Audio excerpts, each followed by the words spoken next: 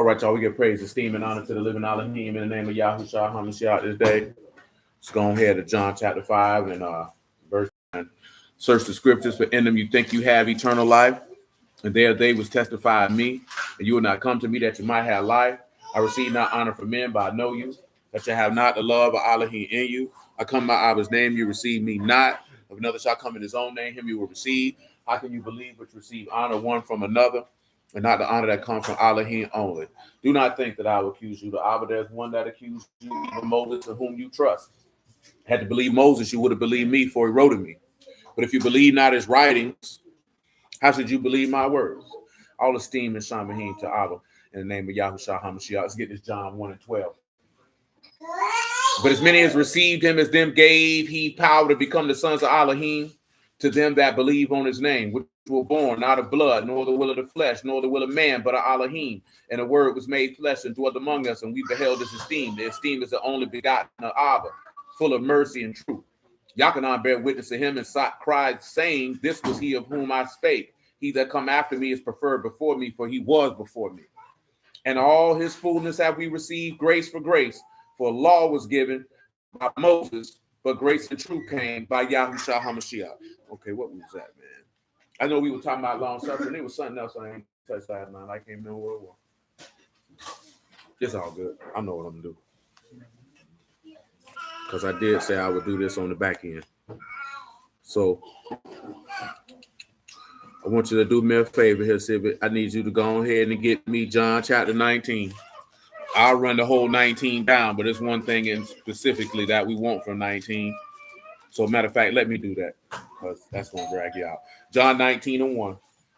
Then Pilate therefore took Yahusha and scourged. I think we did Matthew 27 the other day about it last week, right? So with all that, we ain't going to have to elucidate because we done it already. And the soldiers platted a crown of thorns and put on his head, and they put on him a purple robe. And said, hail, Malach of the Yahudim, and they smote him. Since we done already did that, we're not going to be redundant.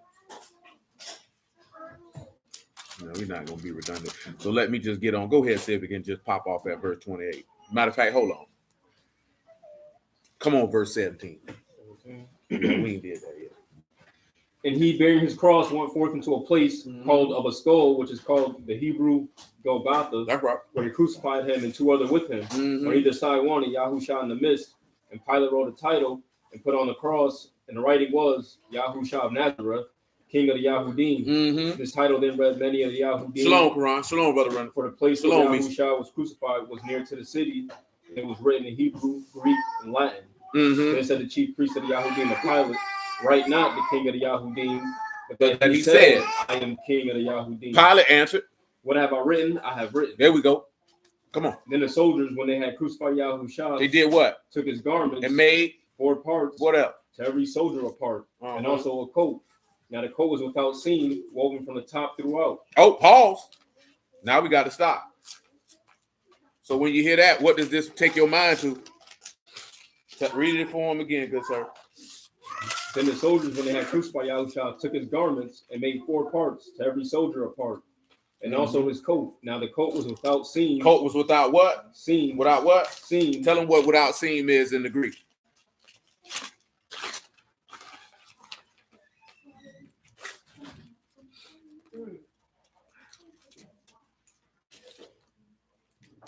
Or raffles, that's not sewed together, that's without a seam, unsold of a single piece. A single piece. Y'all know what a coat is? Because it ain't what you think it is. You know what a coat is, Doris? Hell no. You can go. You know what a coat is, Civic? Nah, you trying to look it up. You take you and your old lady, y'all can go together. Nah, Jim Dandy, you know what a coat is? A coat. Yep. Yeah, you go ahead, pack your churn up.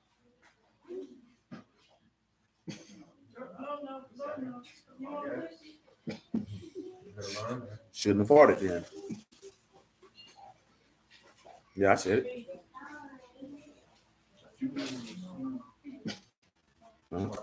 No, I don't want to. Come on, man. Genesis 37. A coat is a linen tunic. It's not a coat. It's a garment. A linen garment specifically.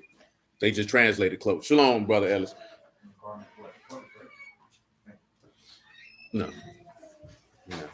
Lizzie. Come here, Lizzie. Oh, you got on headphones, Lizzie. You listening to music? You listening to a podcast? You listening to TV? You trying to be cool? Got my eye on you. I'm watching you. Genesis 37:1. And Jacob dwelt in the land wherein his father was a stranger, in the land of Canaan. These the generations of Jacob. Joseph, 17 years old, was feeding the flock with his brethren, and the lad with the sons of Bilhah and with the sons of Zilpah, his father's wives. Joseph brought unto his father their evil report. That's right. And Yasharal loved Joseph more than all his children, because he, the son of his old age, and he made him a coat of colors. Made him a what? A coat of colors. Give him that Hebrew word for coat.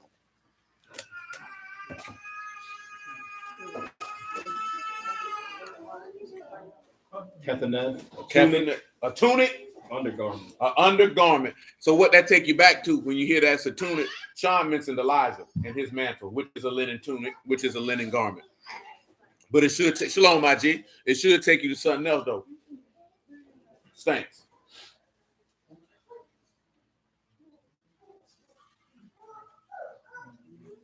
You have a cat on your shirt. Coats of Scaring of Genesis? Yeah, you do. It's right there. I know. You have a cat on your shirt. I know. Do you put it? Do you have kitty litter for it? So where does it poop at? No. But you have a cat on your shirt.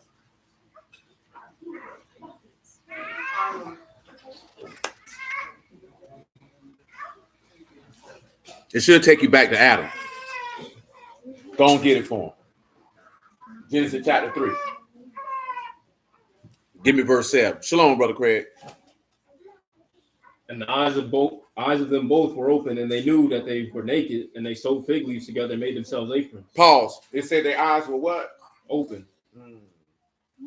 Now they knew that they were what? Naked. Go back to John chapter 9 for me. We talked about it last night. Pick it up at 9:1. Hold on, y'all. We holding what? Genesis 3. Genesis 37. John chapter 19. We're presently in John chapter 9, verse 1. And as passed by, he saw a man which was blind from birth. And his disciples asked him, saying, Master, who did sin? Who did what? Sin. This man or his parents, that he was born blind? Yahusha answered, neither had this man sinned nor his parents, but that the works of Elohim should be made manifest in him. That the what? The works of Elohim should be made manifest in him. Go ahead. I must work the works of him that sent me. He got to do what? Work the works of him that sent me. Y'all know what the works of him that sent him is? Shalom, Brother Howard. You do you? Well, go ahead and show it to him real fast, Civic, in Isaiah 35:1. The wilderness and a solitary place shall be glad for them, and the desert shall rejoice and blossom as a rose. It shall blossom abundantly and rejoice, even with the joy and singing. The esteem of Lebanon shall be given unto it, the excellency of Carmel and Sharon. They shall see the esteem of Yahuwah, the excellency of our Elohim. Listen to him. Strengthen you the weak hands. Do what? Strengthen you the weak hands. Do what? Strengthen you the weak hands. And do what else? Confirm the feeble needs. Do what with the feeble needs? Confirm. Tell them what confirm means. Abigail. Tell me, man. Hey, you see right. Amounts to be strong, alert, courageous, brave. Make you brave.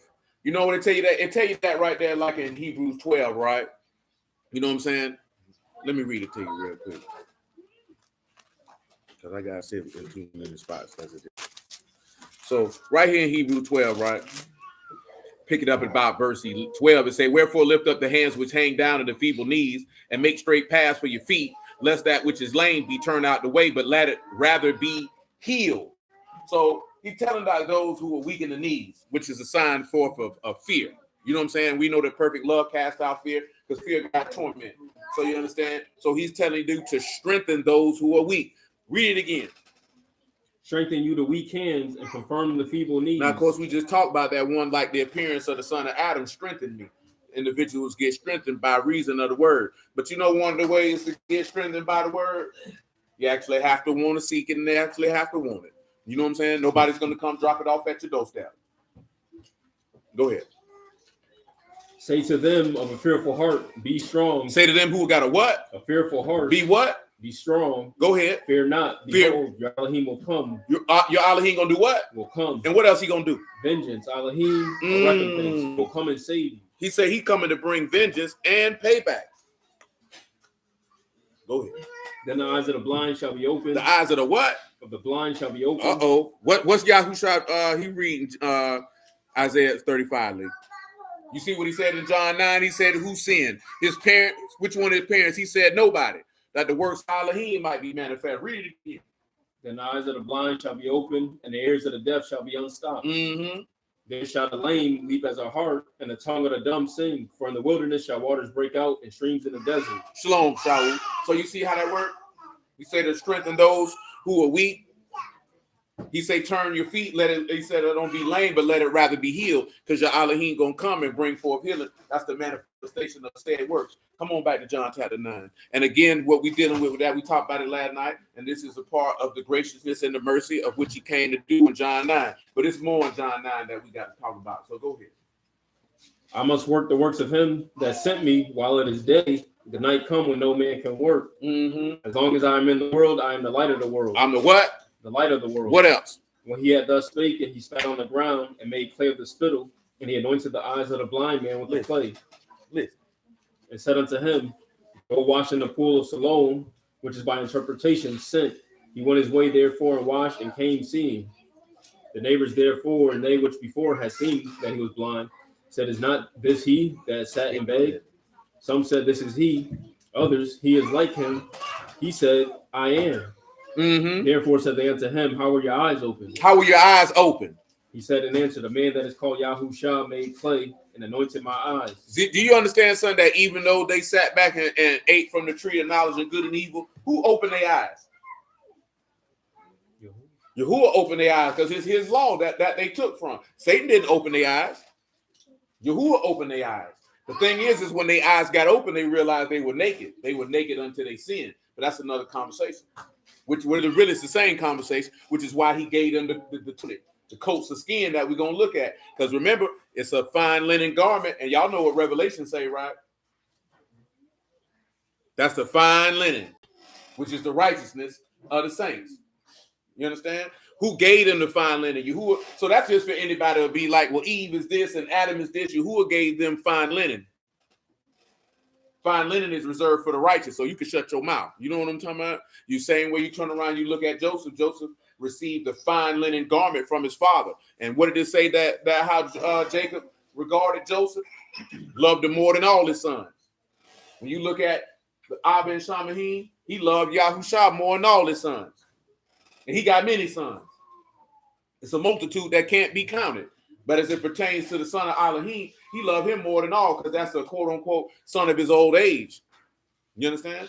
That's right. That's what he said. This is my beloved son in whom I'm well pleased. Nobody on earth or in heaven can measure up to the son of the living Elohim. Shalom, Eve, man. It can't measure up. You getting conformed in his image. He ain't getting conformed into yours. That thing got son in the chat with that lady we're talking about. I done told you that before. She never lied. You got a lot of women, they be wanting to conform a man into their own image. You want him to be how you want him to be, or you want him to look like you. Well, if he look like you a lesbian, because you in a relationship with another woman. Then you might need to assess yourself. Do you like women? Because if you want a man who has the spirit and the mental and emotional makeup of a woman, that would mean you would be desiring intimate dealings with a woman.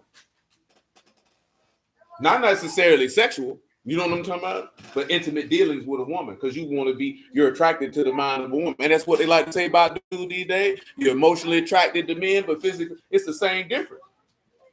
See, the difference is you don't see men trying to turn women into thinking like men. He's trying to turn her into thinking like him, meaning getting on his plan, his program, his vision. And that's what Yahuwah trying to do with you. He wants you on his plan, his vision, because your plan and vision don't matter. It's irrelevant. You know what I'm talking about? Grossly irrelevant as it pertains to Yahuwah's vision. What does the text tell you? He'll give you anything you ask for if it's according to his what? His will. So that's why you got to have the mind that the Son had, because what did the Son say? Not my will be done, but your will be done. What did he say in John 6? I didn't come down here to do my own will. I came down here to do the will of him that sent me. So that's the mindset you got to have. It ain't about what you want to do. And you can't get confused that just because you are able to do what you want to do, that means it's the will of God, because that's not necessarily the case. Saul was able to do some things he wanted to do. Was that the will of Yahuwah? No, it was not. You know what I'm saying? Because that's how we'll convince ourselves with certain things. Well, I'm doing it, so clearly it's his will. Sometimes it could be for the purpose of chastisement. Sometimes it could be for your own destruction. But a lot of times it could just be for your chastisement, so you can see how stupid you is. It's for the juxtaposition of trying to seek your will over his. So you always have to be cognizant of that, because that's right. Not all things are expedient. Not everything ain't everything. Just because you can do it don't mean you should do it. You know what I'm talking about? But that's another conversation for another day. Go ahead, man. He answered and said, a man that is called Yahusha made plain, anointed my eyes, and said, go unto me, go to the pool of Siloam and wash. And I went and washed, and I received sight. Then said they unto him, where is he? He said, I know not. They brought to the Pharisees him that aforetime was blind, and it was a Shabbat day when Yahusha made the clay and opened his eyes. That's right. Then again, the Pharisees also asked him how he had received his sight. He said unto them, he put clay upon my eyes, and I washed, and do see. I do see. Therefore said some of the Pharisees, this man is not of Elohim. He's not a God. You hear how evil these men is? He can't be a God. He healing people on the Sabbath. Because he keep not the Shabbat day. Others said, how can a man that is a sinner do such miracles? And there was a division among them. Pause. You got to pause right there. You got to pause right there. You can't run past that. You heard what that man say? He said, how can he be a what? A sinner. Doing such what? Miracles. Now, what do miracles relate to? You go to 1 Corinthians chapter 12, and you go to talking about the administrations of the Ruach, and what is one of those administrations? Workings of miracles, workings of healings. So what does that tell us? Can't be no sinner and had no gifts of Yahuwah. They had enough sense to know that then, but you got niggas now be like, oh, it don't matter. But they had enough sense to know that back then. You can't be no sinner and have no gifts of Elohim. That ain't going to work. That's not even possible. You know what the text tell you about iniquity, right? In Psalm 66, you know what it say? Say, if you regard iniquity in your heart, guess what he ain't going to do? Say he ain't going to hear you. You know what else he told you? If you walk contrary to him, he going to walk contrary to you. But you'll have people tell you they're trying to, they try to use places. They're trying to use Romans 7. Y'all know what's in Romans 7? Romans 7 is just Paul talking about the battle between the Ruach and the flesh. And see, people see Paul was a sinner. That's not what that man was telling you. But see, y'all got enough sense to know this, but it's a lot of people, they don't know this. They think that just because you in the word, that your flesh go away. People really think that. You understand? Your flesh don't go away. You still dust and ashes. That's what it was. We got to go back to Job 11. Praise the Lord. That's not the case. You always going to have to deal with your flesh. Just which one is you going to let win? You know what I'm talking about? And that's just the bottom line. And if you think that that's not, then we just read last night that you got to walk in the Ruach, not in the flesh, unless you're not able to do the things that you are, because your flesh is going to want you to go contrary. Yahusha told you to watch and pray as you enter into temptation. Then like Brother Craig say, it's a battle, but I'm going to tell you something, right? The battle is easily won if you allow the word to take root and you lean to the word more than you lean to your flesh. See, the battle will lean towards the flesh more when you resonate with your carnal desires and fixate and focus on those. The flesh will always have an upper hand on you, because that's where your mind going to be at, because that's where you're dwelling at. You know what I'm talking about? If you dwell in the Ruach, meaning you dwell in faith and you dwell in the word, then yeah, your flesh can rise up, but it won't have the same level of influence to bring you down, because of where your focus going to go at. That's why he told you, men, are always to pray and not to faint. That's why he told you to seek out the book of Yahuwah and read. It's wherever you lend your mind to. You lend your mind to your thoughts, which are contrary to the word, that's where your actions go. As simple as that. You know what I'm saying? Because at the end of the day, well, Yahuwah don't give a damn what you're going through when it comes down to how you're going to behave. Because what did the text tell you? He was tempted in all fashions as you are, yet without what? Y'all ain't say that like you meant it. So he was tempted in all points like you are, but he was without what? Y'all still ain't said that like you meant it. Sound like you don't believe it. So what did that mean? Obviously, because you looked at it, this man was like to the point he was sad that he wanted to die. He still didn't allow that to dictate what I'm gonna do. See, we'll end up allowing our feelings and our thoughts to dictate what we're gonna do and how we're gonna behave, not knowing that it's your flesh's whole job and duty to deceive you. You know what I'm talking about? Deceive you into believing that what you feeling is correct, that what you feeling is justified in the behavior choice that you're gonna make, and it's gonna cost you your life. You know what I'm saying? Ain't that what Paul was talking about in the Romans 7? My flesh deceived me, and then I committed sin, and then the commandment, it killed me. That's the same thing happened to Adam and Eve in the garden. Their flesh lied to them. Well, at least Eve's flesh, it lied to her.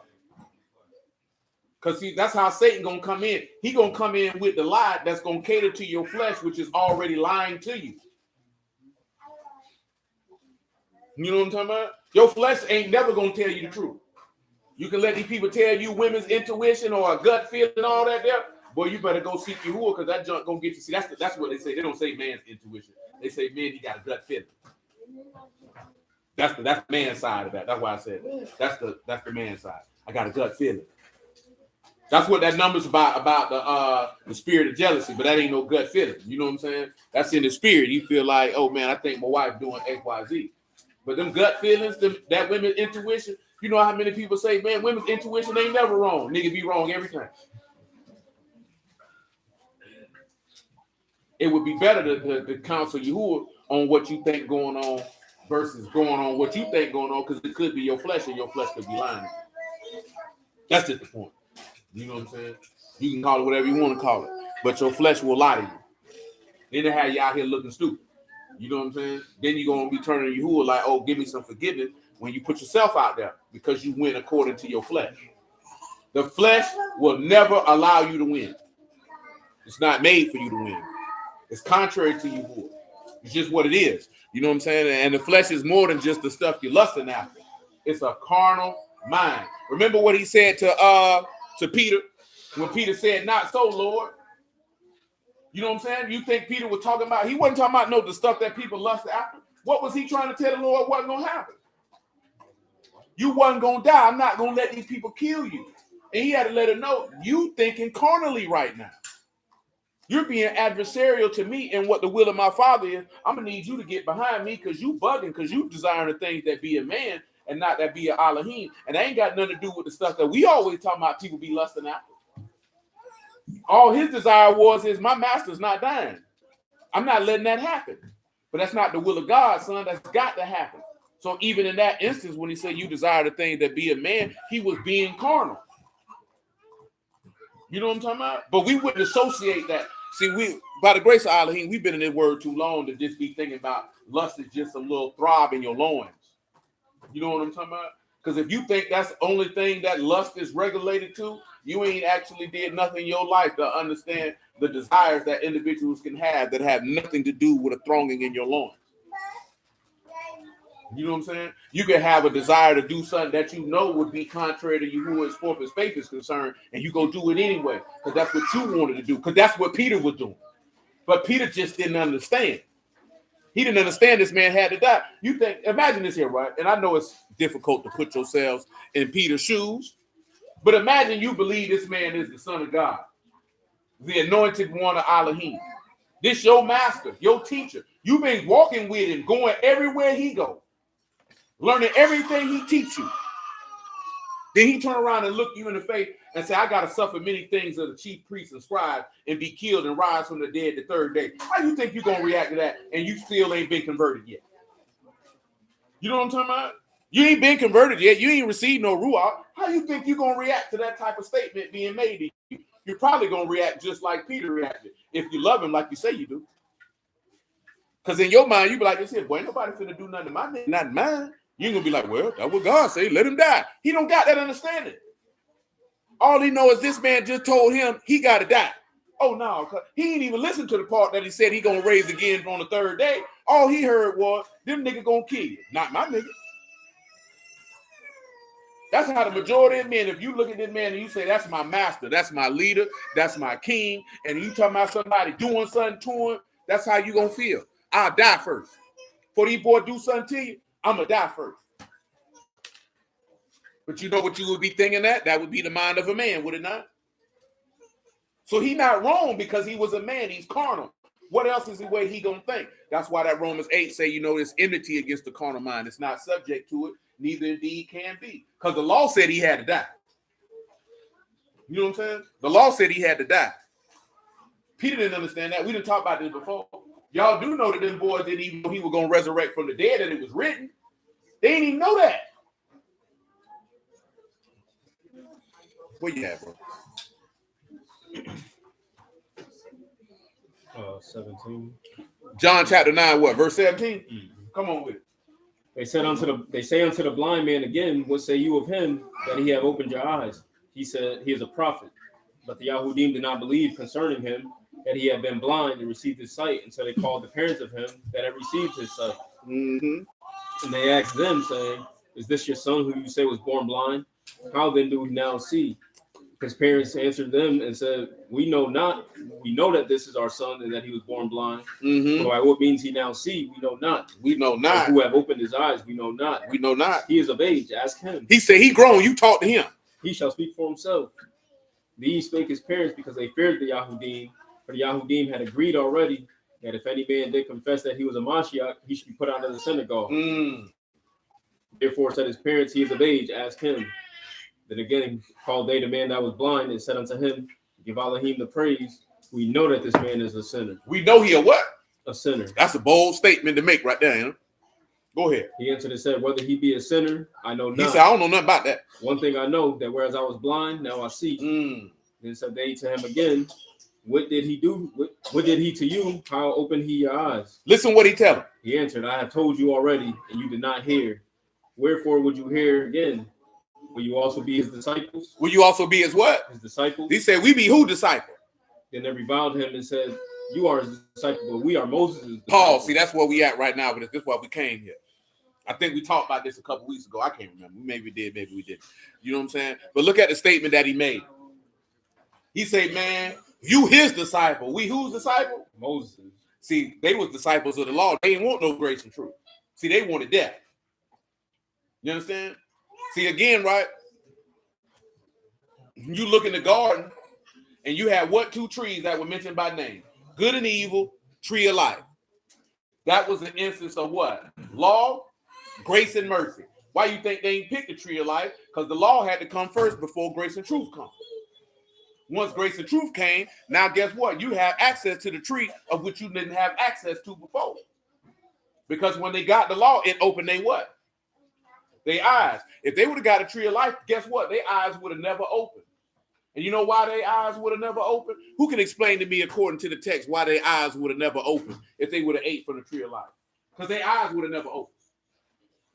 But can you justify it with the text why their eyes would have never opened? No. You can't be bound by the law of the spirit. Not necessary. Think about it now. They say when they ate from the tree of knowledge of good and evil, their eyes were open and they knew that they were what? No, so if they eat from the tree of life, their eyes not going to be open. They don't know any sin. So they don't know any sin. So why would their eyes would be open? Remember what he said the fruits of the spirit are: joy, peace, long suffering, self-control. Against such there is no what? And if there is no law, then there is no what? And if there is no sin, then there is no what? So then what would their eyes be open for? They wouldn't know they was naked because the nakedness of their sin would never appear. You know what I'm saying? Which is the purpose of why you get converted by faith, that you have access to the tree of life, receive the Ruach, and guess what? Your nakedness won't appear. Because what is nakedness representative of? Your shame. And what is your shame? What is your reproach? Your sin. And the reproaches of them that reproach me, they fell on me. So all that dishonor, that fall on him. You ain't got to take that dishonor. That's what we were talking about the other day when we were telling you about how dude was like, it's a sin to be naked. It's just dishonorable. That's shameful. You know what I'm saying? See, it ain't shameful no more. Men and women walk around here butt booty naked. They don't care. Did you see? I'll see it in the video. Did you hear Amber Rose talk about her son? She raising him to be a pure pussy. Said you got to let a woman make her money by any means. No, you don't. You leave that funky slut alone. You know what I'm talking about? If she feel like she got to be on OnlyFans and clap, and you feel like you got to do whatever you got to do to get some money, baby, you sure can, but you're not going to do it here because I don't need you. That ain't no benefit or profit to me. That's just like what he said. We've done many wonderful works in your name. He said, going to depart from me, you workers of iniquity, I never knew you. So you think because you did this stuff over here, because you did some stuff in my name, that I'm going to care? That's the same conversation I told you I had with a brother years ago, and he was like, man, you can't say that about Martin Luther King. Why the hell I can't? You can't say that about Malcolm X. The nigga worshiped the stone. He literally went to Mecca and kissed the vagina, man. But what about all this stuff over here? Who cares about all that? You care about that. You're not even focused on what Yahuwah care about. So you feel like, well, he fought for freedom and justice. So you think Yahuwah going to turn his eye that this man bowed down on his knees 5 times a day and gave all Yahuwah's esteem to Allah. And you think Yahuwah going to turn his head to that. So don't you understand that every person who ever bowed their knees to Allah, Yahuwah got to let him in the kingdom? He has to. If he don't, guess what that is according to his own word? That's an unjust weight and an unjust battle. Because he can't turn around and say, well, this brother did all this stuff over here. I know he committed idolatry and he never repented for it, but I like all that justice and judgment he was doing. I got to let him in. He got to let every idolater in. He can't be like, I can't let that idolater in because, you know, he was a woman beater. He was a liar. He was a thief. No, he got to let them all in. Because what did the Apostle James tell you? He said, if you break one, guess what you done did? And if you done broke them all, guess what you got on your head? Death. How you gonna get in? Doesn't matter what these people done did. It ain't. What did he tell Moses when he came up in the mount and showed him the pattern of the tabernacle? What did he tell him? Make it according to the pattern. What did David say when they didn't bring up the Ark of the Covenant correctly and everybody was dying? What did he say? What was the problem was? They didn't do it after the due order. You can't do it how you think it should be done. Nobody gives a damn what you think should be done. You do it how he tells you to be done or get your funky behind out the way. That's not how this works. How you going to come tell the maker how he ought to make something? Matter of fact, how would you be able to tell somebody how to do something that you've never attempted to do in your life? That you have no experience in, no success in. You ain't never even attempted to try it. You were paralyzed by fear. Do you think you could go to Yahuwah and tell him how to build a kingdom? What kingdom have you built? Do you think you could go to Yahuwah and tell him how to build his house? What house have you built? What did he tell you in Isaiah 40? Which one of you done taught me in the way of knowledge? Who showed him the way of understanding? You got to go ahead and do it how he told you to do it. And if you don't want to do it how he told you to do it, then you're a disciplinary problem. And you know what Yahuwah going to do with disciplinary problem? He's going to remove them. Don't let this man remove your candlestick. It don't make sense. You know what I'm saying? It don't make sense. Brother Terry put it in Sirach 2:16. I have no idea what that says. Somebody had to pull that up. I'll pick you up since you look like you're going to do that. What verse you start in?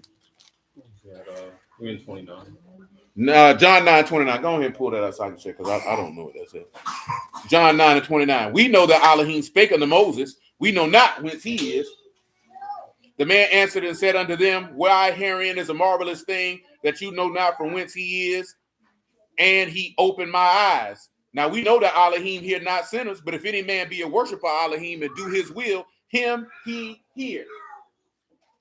Since the world began, was it not heard that any man opened the eyes of one that was born blind? If this man were not an Elohim, he could do nothing. They answered and said unto him, you were altogether born in sins, and do you teach us? And they cast him out. That's disrespectful right there. What did it say for the Oh, that's from Ecclesiastes. But it say, they that fear the Lord will seek that which is well pleasing unto him, and they that love him shall be filled with the law. You know what I'm talking about? That's a whole nother deal, right? Yeah, those who fear the Lord seek to please him.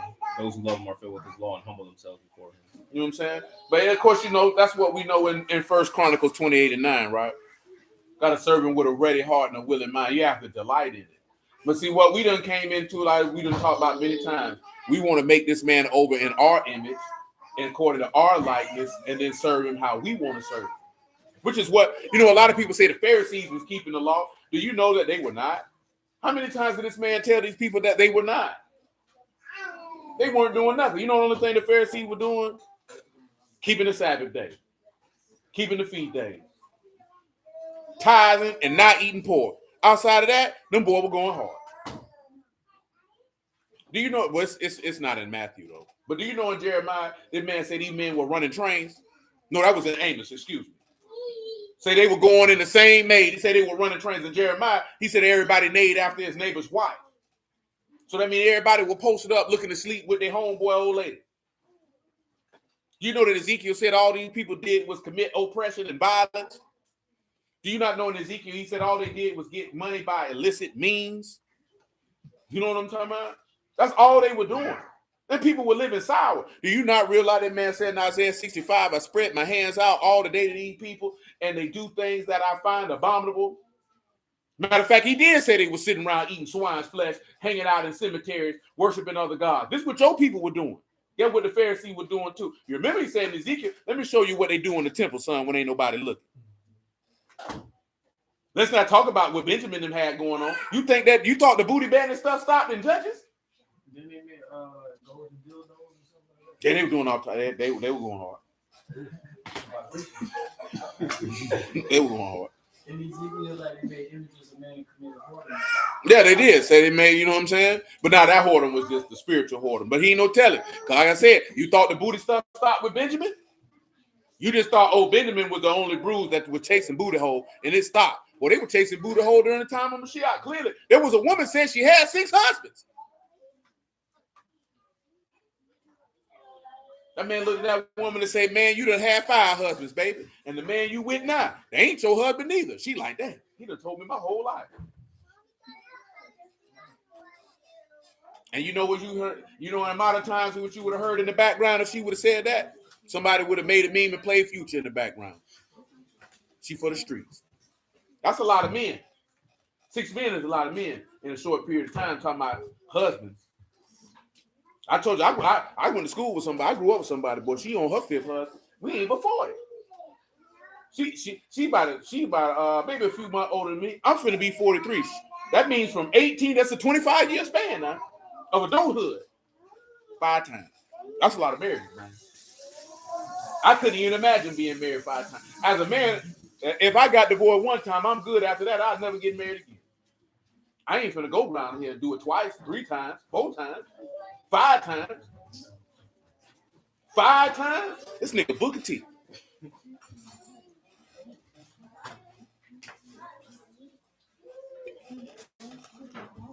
That's a lot, bro. Get married 5 times? That's a lot. That's a lot for a man, so you know that's a lot for a woman. That's 5 different wee-wees, baby. That's 5 different men you had to learn. Although that's why it's difficult for a woman to be with a lot of men, because the woman has to comport herself to the man that she's dealing with.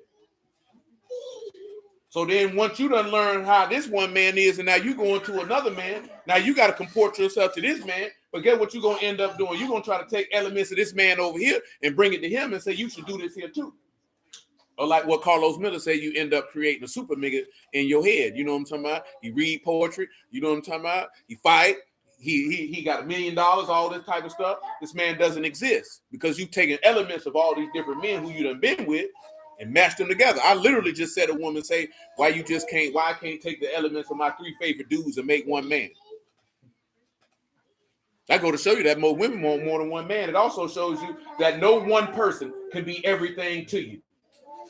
And if you got that in your mind that somebody can be your everything, you're going to set yourself up for disappointment because nobody can.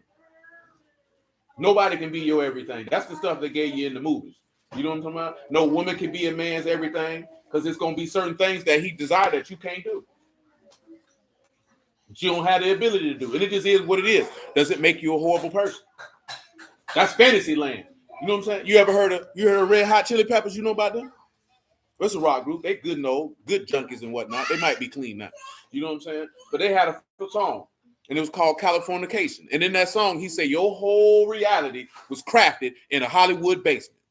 You know what I'm talking about? So the outlook that you have on life was created by a bunch of Jewish men sitting in a room. Came up with it, passed out scripts, decided on out there, and that's your reality now. And you think you came up with this stuff on your own, or believe that people in times gone by used to live like this only because you've seen films and historical pieces of people times gone by with that narrative that they fashioned and created. You know what I'm talking about? But when you study history, you'll find out and see that people didn't live like the way that they promote to you like people live. People didn't have the interactions like they promote to you like they have. That's right.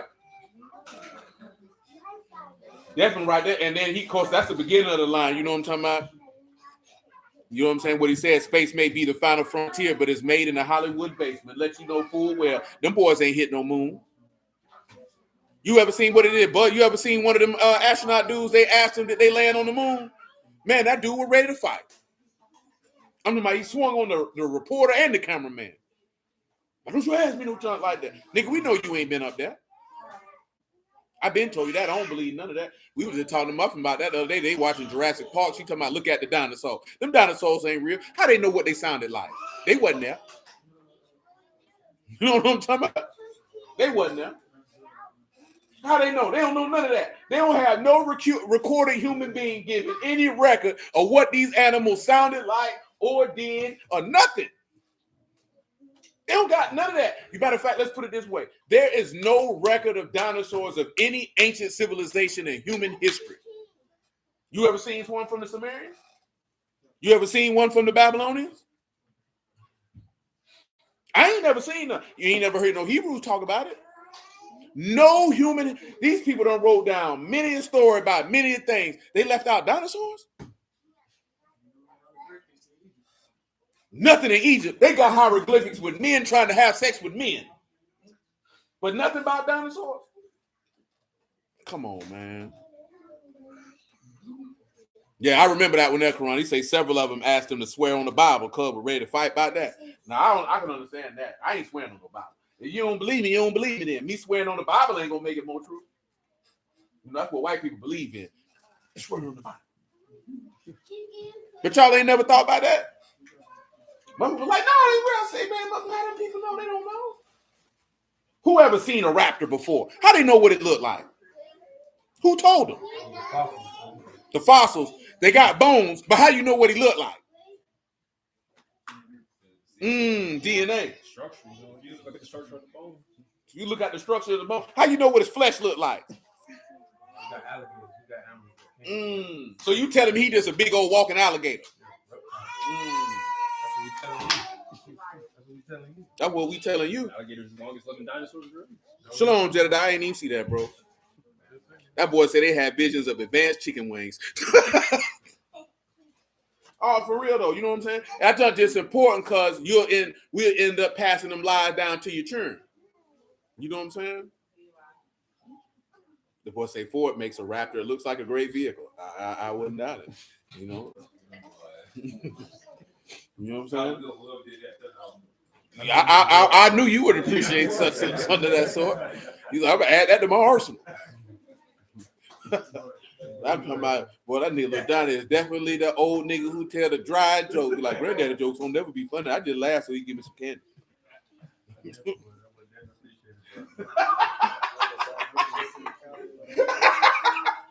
Woo! I'm talking about, man, these people crazy, man. Talking about a Tyrannosaurus Rex. How you even knew that was his name? He just made it up. You got to be careful of anybody who just come up with stuff and make it up and say it's historical. You know what I'm talking about? For real, because I be a lot of stuff, man. I don't even want like this, man. Shoot, I don't even want my child to know nothing. That junk is a lie. I definitely want my turn to go to school and be like, nigga, you lying. That's a lie. Stop lying to me. Straight up now. I wouldn't give a damn.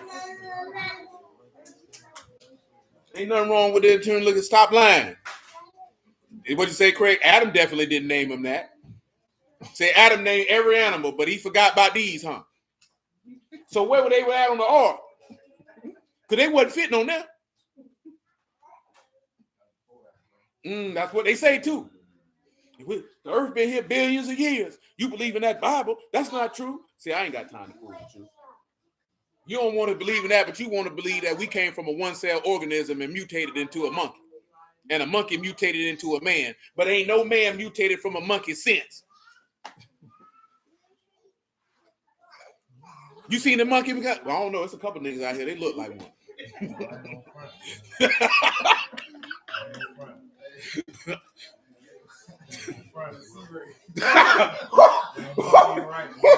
That man ain't here to defend himself. He ain't here to defend himself. He don't look like no monkey. That's just ugly. There's a difference. Come on, man. Where you at? Come on to John 9 and 35. Yeah, y'all know it.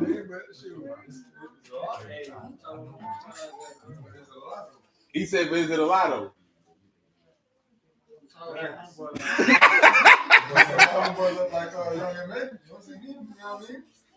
Definitely do. That boy walked in the house with them braids one day.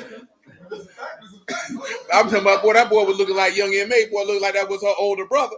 You know what I'm talking about? That boy, why you wasn't on the record? Everything I know. All they need to come in the door was to say Heffin, and he was good. Then the worst part was he was bad by that at the time. That ain't making no better. You know what I'm talking about? Oh man, boy, I'm talking about. Yeah, that's what he get because he like to try to slide him a joke into. So he had to catch that one. And then definitely came in there looking like young M.A., boy. You know, that's tough. You a man and you look like a lesbian. The lesbian don't look like you.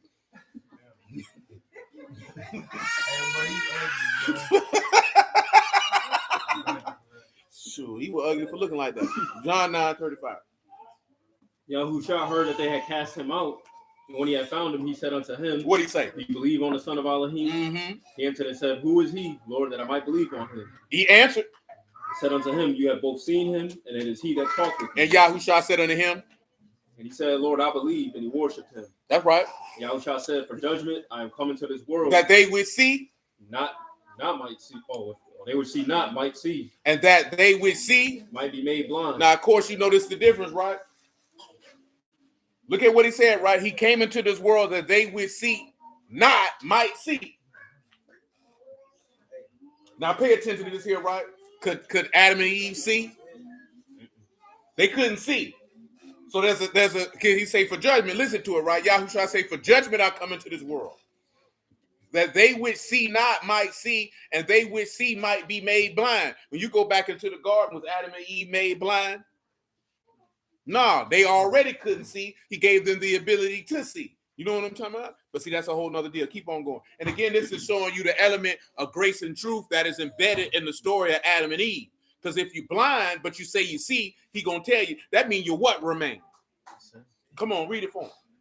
And of the Pharisees which were with him heard these words and said unto him, Are we blind also? Yahusha said unto them, If you were blind, you should have no sin. You should have no what? No sin. You should have no what? No sin. Guess what? Adam and Eve ain't had no sin. You know why? Because he covered it when he gave them the coat. Now, they had the sin that they had to die, but when he's saying had no sin, meaning the condemnation of sin, meaning complete separation from Elohim, wasn't there because he covered their sin. But now you say we see. Now you say you see, therefore. Your sin remains. What did Adam and Eve ever say they seen? Soon as Adam and Eve saw, guess what they went to do? Cover themselves. Then when they seen him, they went to hide themselves. And guess what Yahuwah chose to do? Because guess what he could have did? He could have killed them and made another man. But what did he do? He said, I'm going to make you these linen coats and I'm going to put them on you. So mercy and truth was manifested in that particular act, which is grossly overlooked by a multitude of brews. Come on back to Genesis chapter 3 and verse 5. We holding what? John 19, Genesis 37. Come on with it, good sir. 37? No, back to 3. Genesis chapter 3, verse what? 8, 9? Big boy. And the eyes of both of them were open, and they knew they were naked, and they sewed fig leaves together and made themselves aprons. And they heard the voice of Yahuwah Elohim walking in the garden in the cool of the day, and Adam and his wife hid themselves from the presence of Yahuwah Elohim among the Notice, right, that goes back to what's in Isaiah 30. You seek to cover your sin, but not by my spirit. You know what I'm talking about? Go ahead. Yahuwah Elohim called unto Adam and said unto him, Where are you? Where you at? And he said, I heard your voice in the garden, and I was afraid. I was what? I was afraid. Why you scared? Because I was naked. Because you were what? Naked. Give them naked by definition. Give me the Hebrew period.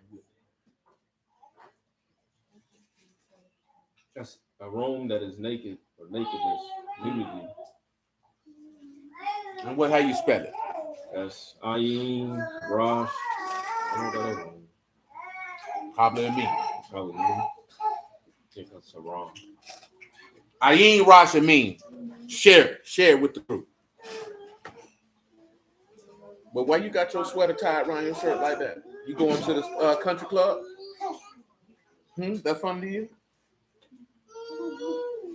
This is not unusual to be loved by anyone? That joke working for you? Experience the Ruach of the highest. That joke working for you? Now you ain't gonna experience the Ruach of the highest with that one because you're naked. You farted at me, cuz? You want to take that meme and you want to attribute that to chaos.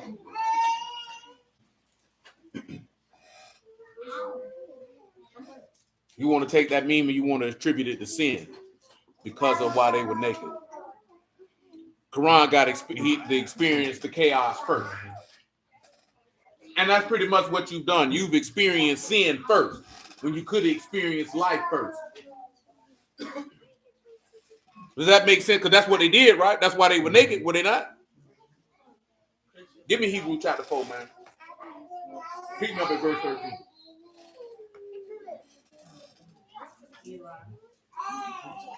But man, you always mad about something. That's what your daddy said. Neither is there any creature that is not manifest in his sight, but all things naked and open unto the eyes of him with whom we have all to things do. are what? Naked. Naked. That means he can see everything. Don't he say there's no place where the work of iniquity can hide? There's no thought and intent in your heart that you can cover up. Because that's what they sought to do. Didn't Adam and Eve? They sought to hide. But everything's naked with him. You know what I'm saying? So he see your sin. Listen to him. Read it again from the top. Neither is there any creature that is not manifest in his sight, but all things naked and open unto the eyes of him with whom we have to do. Listen to what he takes. Seeing then that we have a great high priest. Seeing then that we have a what? Great high priest. What should we do? That is passing to Shamahim, Yahusha, the son of Elohim. That's Let us right. hold fast profession. Hold fast to what? Our profession. Hold fast to faith then. Notice that he didn't tell you to hold fast to the law. He told you to hold fast to your faith. You hold fast to your faith. Of course, you're going to keep the law. We talked about that last night. Y'all still found anybody who had faith that didn't keep the law? I ain't seen them. But I done seen people who ain't had no faith and they ain't keep no law. Anyway. Is that Joanne? Joanne? Uh-oh. Go ahead. For we have not a high priest which cannot be touched with the feelings of our infirmities, but was in all points tempted, like as without sin. That's right. Let us therefore come boldly unto the throne of grace, that we may obtain mercy and find grace to help in the time of need. In the time of what? Of need. That's what they ended. Go back to Genesis 3. That's what they ended up getting. They ended up getting grace and help in their time of need because they were naked. Don't you understand? When you naked before you who and your sin exposed, that man can do with you as he will. Verse 11. Genesis 3 and 11. And he said, Who told you that you were naked? Have you eaten of the tree whereof I commanded you that you should not eat? And the man said, The woman who gave me with you, she gave me of the tree, and I did eat. See, a lot of people get upset with that line right there. Look at he blamed his wife. But is it a factual assessment? It is. He just said he didn't eat. He said I ate it. Because he didn't deny that he ate it. He told him what happened. I did eat, and the woman you gave me, she gave it to me. See, this is what a lot of people, he supposed to, nah, man, let me tell you something, right? He did exactly what the text supposed to do because the book say you supposed to tell. Yeah, he supposed to tell. I guess you feel like the man supposed to do the hell you say. See, he do, you know, Paul. Let me show you something, right? Do you know what this Adam and Eve is relative to in the New Testament? With this statement that he made, it came to my mind. Y'all know what it's relative to? That's right, and I was just finna mention that. Of course, Yahusha took the sin that we gave him. That's what people gave. You somebody, yo, what you doing? You looking all ugly over there, folks? Nah, others would think that. Another lady over there holding a baby with a pink hat. Now this would line up with Ananias and Sapphira, because they had both consented together in doing what they were doing, right? But what's the difference between Adam and Ananias? Ananias lied. You know what I'm talking about? Now, of course, in this narrative, Eve don't speak. You know what I'm talking about? So there's no need to even mention. Matter of fact, when you look at it, Yahuwah ain't even talk to Eve. I don't even want to talk to you. You know what I'm saying? I don't even want to talk to you, because I gave the instruction to Adam, so I don't want to talk to you. Which also shows you, and the underlying point, that the works were finished from the foundation of the world, because the first Adam was slain. He had to be slain, and he was slain by no sin of his own. Because what did Paul write? Who was in transgression? So Adam wasn't in the transgression. Adam willfully died, just like Mashiach willfully was slain. But again, this is when you're looking at it from the aspect of the gospel and not on this male. Because guess what? This male-female arguing dynamic, guess who came up that with you? Some Jewish men in the basement. Because if you go back and you study through the annals of history, do you think men and women were arguing about the stuff that they arguing about now? And when I say this now, I'm not talking about in the last couple of years. This argument been going on in America, like I told you last night, since I was a boy. So this been going on for at least 40 years, probably about 60 or 70. I take that back. I'll go all the way back to the early 1900s when they came with the suffrage movement. You know what I'm saying? Because historically, in multitude of cultures, they didn't have this argument that men were this and women were that, and men and women were fighting against one another. That's only in this country and in other Western-leaning countries that this exists. So then you would have to ask yourself, why is not the rest of the world like this, and this particular society is trying to influence the world to think like them? And then you're looking at the results of the thought process in this society of where that is headed to. That means they're literally trying to destroy any type of family structure whatsoever, to deconstruct, and disable any type of male leadership authority whatsoever, to allow a bunch of women to be free to move as they want. Therefore, the children can be highly influenced by the society at large, and they can be easily overran because the men will be too weak to resist. You know what I'm talking about? It will also lead to an aspect that the people will never come closer to the living Elohim, and therefore a people who is separated is a people easily overran. Just that simple. And most of us play right into it because we stupid. And you know why we stupid? Because we playing into our own lust and desires. And that's what's going to be the downfall of every race of people on this earth when the beast make his appearance. Because he going to play into that. And we going to fall for it. You know what I'm saying? See, this ain't even on the what you got. Thank you. This ain't got nothing to do with male and female dynamics like people on these podcasts and on the internet arguing about. This dealing with the aspect of the family dynamic, because the dynamic of power is rooted in the family. That's why people do the things that they do. You think Queen Elizabeth's family it would be anything without the aspect of keeping the family together and power? Absolutely not. Absolutely not. Do you understand how disgusted those people was when they knew that man Prince Charles was cheating on his wife? They were disgusted by it. It was a real negative aspect for him to divorce his wife. And people not on that. They don't care what you got going on. That's just not what you do. You keep the dynamic together because the family is more important than your desires. But see, now in America, they tell you what? People stupid for thinking this way. So guess what's going to end up happening? That's how you end up with people when they come into assemblies and congregations, that they believe that their desires and wants are greater than the body of believers. And what has ended up happening? You get congregations ripped apart from one end of the earth to the other. That's the goal. That's the objective. You can't be the enemy if you don't know how he plays. See, while you around here skinning and grinning, seeking to have fun, playing games, these people making decisions on your life. You know what I'm talking about? They sitting in rooms making decisions on your life. And you supposed to be in life by being in the word. So you supposed to be girded up with enough wisdom and understanding to be able to know how to combat them in righteousness while they making these decisions on your life. And you playing right into it, being a fool. So you can't, remember what he told you, you can't be in the world and be an Elohim. So you can't purchase what they selling while purchase what Yahuwah selling at the same time. They don't meet together in one. It doesn't work. It don't work. Either you're going to be a Shamahim or you're going to be of the Aras. Either you're going to be of the Ruach or you're going to be of the flesh. Can't be both. And again, this is bigger than this stuff that these niggas be on here arguing about. Who cares about that? Guess what, right? You could be a man and you could be like, I hate all women and women ain't this and women, and that's your business. And you a goofy. You know what I'm talking about? And you could be a woman, be like, these men ain't this and these men ain't that, and I'm gonna be strong and independent. I'm gonna do this here, and that's fine. And you could do that, and you a goofy. Because all you doing is looking at Yahuwah and saying the construct that you have created, I desire what I want to do more than that. But I love you though.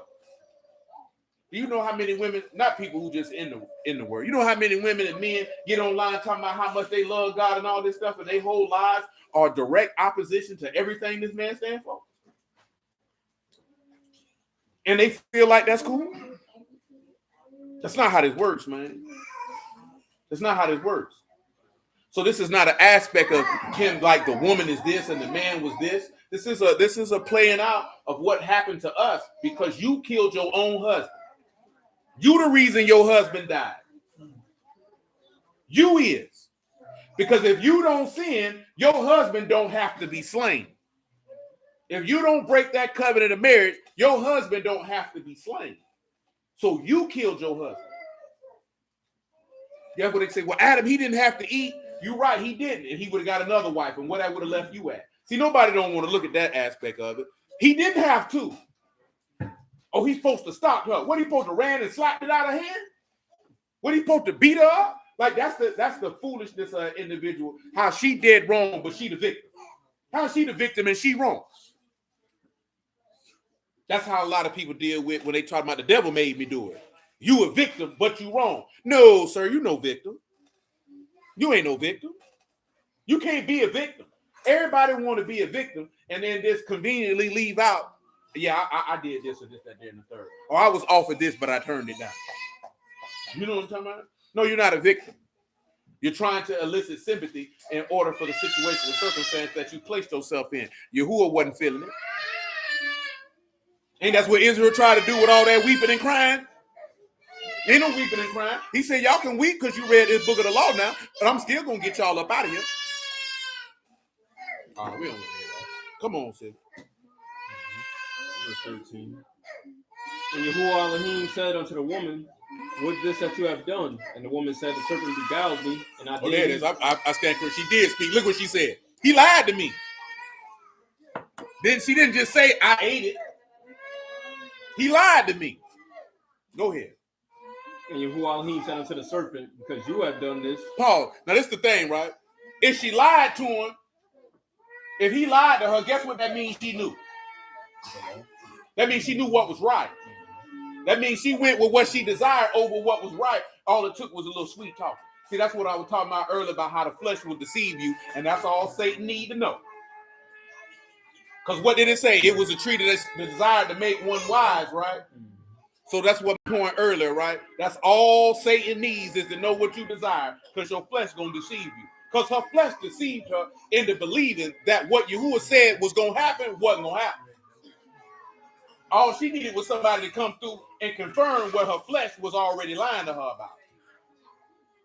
So when Satan came through with the lie, this made her feel better about the lie that her flesh was telling her. Because she had spit back the word of what the word said, but her flesh was lying to her. See, it's like that, praise you. I ain't even intend to do that, but that's a scriptural point. What I'm talking about, how your flesh will lie to you, and Satan will come right behind you, behind your flesh, to compound what your flesh is lying to you about, so you can die. Drop down about what it is, 18. Get to the point where he made it. Not yet. Thorns and thistles shall it bring forth unto you. I'll get to 20 or 21. We don't need all that, Kurt. Unto Adam also, and to his wife did Yahuwah Elohim make coats of skins and clothe them. Give them coats of skins by definition. What's up, little Bible said?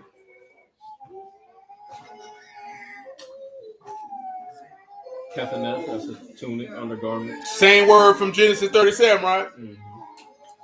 Now remember where we was at in John 19. It said it was a coat without a seam, right? Mm-hmm. Go back to John 19 where we stopped at and tell them that definition for without a seam one more time. Shalom, Crystal. So I only mention all this stuff because you know everybody be on the element of arguing about man versus woman and all that stuff. That junk is gay. You just have reality of how things are, accept it and deal with it. Men are not like women and women are not like men. And you can't try to make people be the opposite of what their nature is, because in turn you're going to afflict them mentally and spiritually and emotionally to the point that they're not going to be able to operate at their at optimum levels.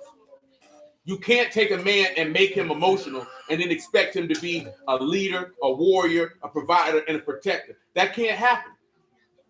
What did the book tell you about what Yahuwah said to Yahusha, son of Nun, about all the men who were talking bad on the land? What he said they would end up doing? Discouraging the people. Don't you notice every time that there was somebody around who would make the people weaker, Yahuwah would tell them to separate themselves from the people? To remove them people from your presence, to get away from them people?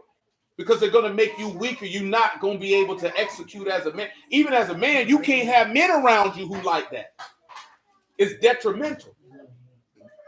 See, y'all don't look at it that way because you don't have to go through and view life from the same prism that a man can. It's the same token on if you get to the point where you done had to do X, Y, Z, and you feel like I seen a lady say women are strong because they had to be. No, you strong, you independent because you chose to be. Excuse me. That's what it is. Nobody made you be independent. You chose to do that.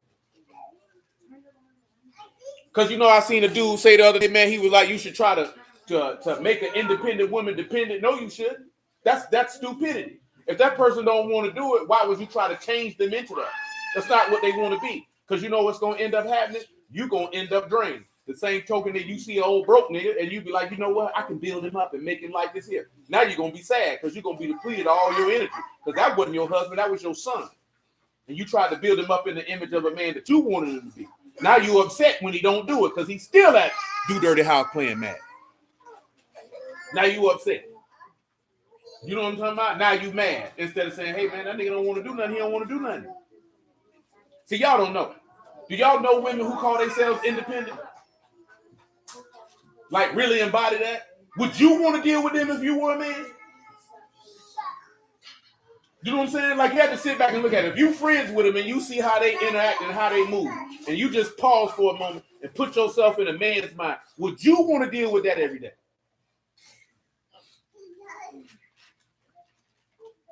Because I don't think you would. You say you dealt with it? That woman wasn't independent. That woman just was crazy.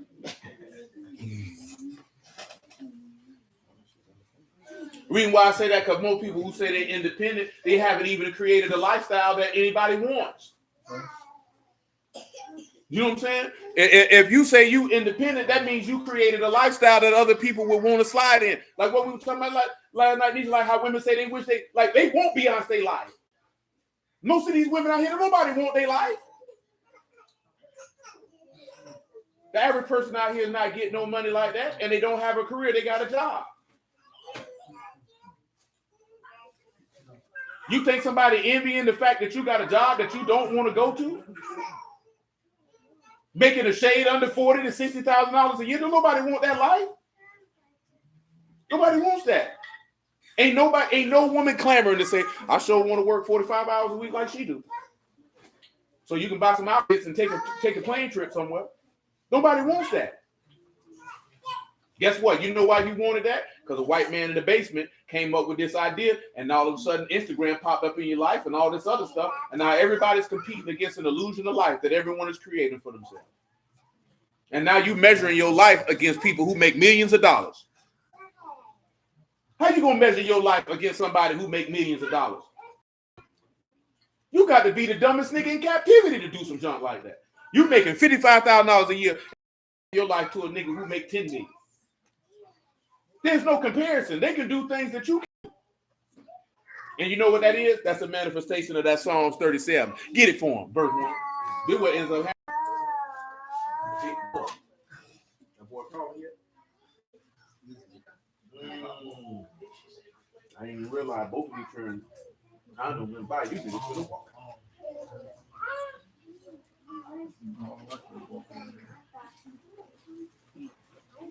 Come on, Psalm 37:1. Fret not yourself because of evildoers. Don't do what? Fret not yourself because of evildoers. Why? Neither be you envious against the workers of iniquity. Don't be what? envious against the workers of iniquity. Why? For they shall soon be cut down like the grass and wither as the green herb. Trust in Yahuwah and do good. Do what? Do good. Why? So shall you dwell in the land, and truly you shall be fed. That's all you need to know. Listen what he said, right? He said, you be envious of them people. He said, them people gonna die. Ain't nobody in the word got no business looking at nobody who's a sinner and desiring or looking at anything they got and be like, I wish I could do what they doing. You stupid as hell. You don't deserve no kingdom. You don't deserve, you not fit for the kingdom of Elohim. You ain't fit for it. You can't be. Remember what he told that man in Luke 9 when he said that? He said, man, anybody putting their hand to the plow looking back, they not fit for the kingdom of Elohim. If you say you in Mashiach and Mashiach in you, and you looking out in the world and you want to do what they doing, and you desires to do what they doing, you stupid. You don't deserve no everlasting life. You don't deserve it. Because that means you dealing with the lust of the flesh, the lust of the eyes, and the pride of life. And that means the love of Allah ain't in you. I don't even see how somebody in the word look at no doggone Jay-Z and Beyonce and be like, I want to be like them. You smoking crack. Y'all don't know who Jazzo is, right? They made him take this back. That boy did a street interview. You said, you know, Jay-Z, he done with this. Oh, yes. They made that nigga apologize. They took that down. Oh, that's years back. You know what I'm saying? Jazzo the one put him on. He would like to say, you know, I don't want to say nothing. He didn't want to come. He just said he with this shit. They made him take that down. You know what I'm saying? They made him take that down. You got to take that down. You can't say that. And he had to apologize. You know what I'm talking about? Like this here, man. Hey, man, don't be telling nobody about my kielbasa fetish. A sausage. A boy like me, no bread. Where we at? We good at Psalm 37. That boy said Arby's. John 19. Or you done with that? John 19 is good. So we good in Genesis 37. I just want you to run back what he said without the scene. Yeah, that was Eros. Mm-hmm. That is a single piece. A single piece. Without a scene, not sold together. It's not sold together. You know what that point to? When it said that, what verse you in? That's 23. Now, what y'all think? They said that he had a coat and also coat. Now, the coat was without seam, woven together from the top throughout. Give him woven. So it was a single piece of linen. And what it said again for without seam? Single piece. Single piece. Not sold together. But it's not sold together. Woven is infantos, that is woven, knitted. So it's a knitted linen garment that's not what? Not sold together. Not sold together. What do you think this means?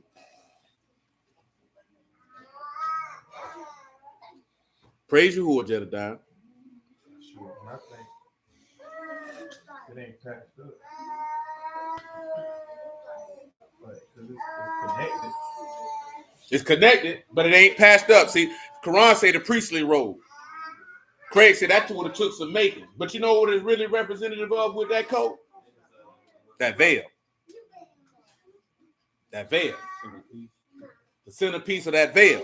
You know what I'm talking about? Because what was the veil made out of according to the law? That's Exodus 28 or 29. One of those in there if you don't know. It was made out of linen. And guess what it was? A whole piece. No cut in it.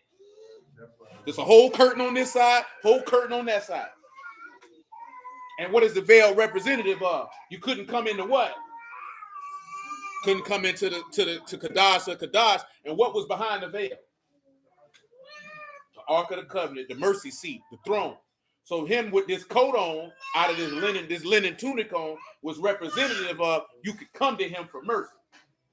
You know what I'm talking about? Because he is the mercy seat. Then we read that earlier in Hebrews 4. Now you can come under him for grace and help in a time of need. See, you couldn't do that before. Come on, man. Read 23 again. We run it on down. Then the soldiers, they had crucified Yahusha, took his garments and made 4 parts. To every soldier a part, and also his coat. They took and made what? 4 parts. Ain't that's the same thing as saying the law you got to do with the veil to make what? 4 parts. Go ahead. Now the coat was without seam, woven from top throughout. Go ahead. They said therefore among themselves, let us not rend it. Let us not what? Rend it. But do what for it? Cast lots for it. Mm-hmm. Whose it shall be, that the scripture might be fulfilled, which say, they parted my raiment among them, and for my vesture they did cast lots. These things, therefore, the soul is. Go ahead and give them Psalm 22 for the people who don't know. Pick it up at verse 14. Psalm 22. Renee. I am poured out like water. I'm what? Poured out like water. What else? And all my bones are out of joint. They out of what? Out of joint. Tell them what out of joint mean. Hey, muffin meal. Harad. To separate, divide. All his joints are separated and divided. What you think that means? Where your joints at? Some of you know, some of your joints look, some of y'all joints look like they bad, and here mine is. I've been lifting weight for a long time. They wreak havoc on your joints. That's why I don't lift heavy no more. The joints is out of joint. Your joints is in your body. The body was separated. How do we know that? Did the book say there was a great divide amongst the people? Was not the people separate? Wasn't his apostles separated from it? Come on now. Go ahead. My heart is like wax.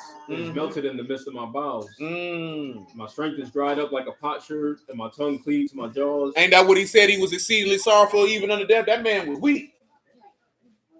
That man was weak. Go ahead. And you have brought me into the dust of death. For dogs have compassed me, the assembly of the wicked have enclosed me. He said, who compassed him? Dogs. Y'all know what a dog is, right? You know there's still goofy niggas be walking around here talking about Yahusha called that woman in Matthew 15 the English version of a female dog. I be wanting to take my good boot. You know what I'm saying? Not my ostrich skin boot. I don't want to mess that one up. And kick them niggas square they butthole.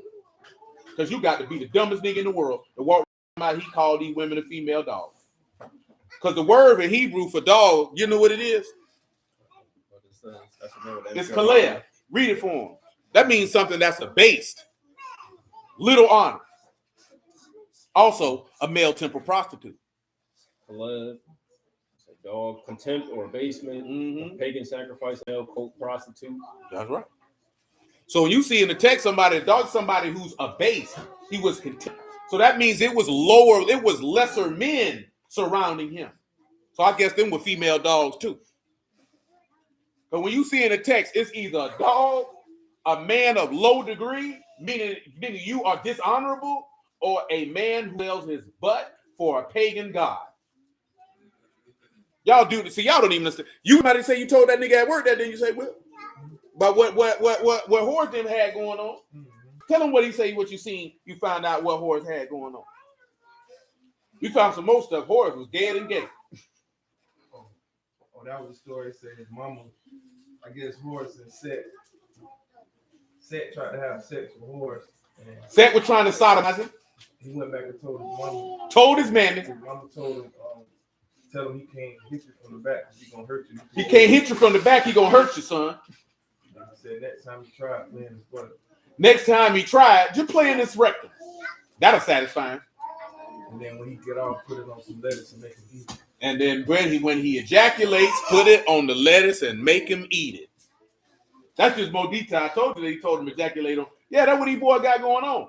But get what though? In those male cult, in those temples, like these Egyptian temples, and like some of them Babylonian temples, there was men who that's what their job was to satisfy other men for pay. They wanted them boys, and then they would take the money that they earned from tricking with men and offer it to the pagan deity whose house they were tricking in. Look it up for yourself. This is historical fact. You remember we talked about Succoth Ben Oath. What you think they were doing in there? It wasn't just women in there. Y'all had no idea, unfortunately, the level of homosexuality that has been rampant throughout this entire earth for millennia. Yeah, all that. All that. I've been telling y'all for a long time, all they're trying to do is revert back to what they were doing in antiquity. These people been booty bandits. They been it. They been like your man's from, you remember the nigga. Say booty more important than water. You know what I'm talking about? They been on that. That wasn't a script. That was a real person. That was a real person. That boy said it's more important. See, everybody know it from Boondocks, but that was a real man in prison in Alabama or Kentucky. And he went back, he dead now though. You know what I'm talking about? But this man said, man, booty was more important than breathing. More important than air, more important than water. A man's butt. That man say, we can do this the easy way, or we can do this the hard way. Don't matter to me. I like you and I want you.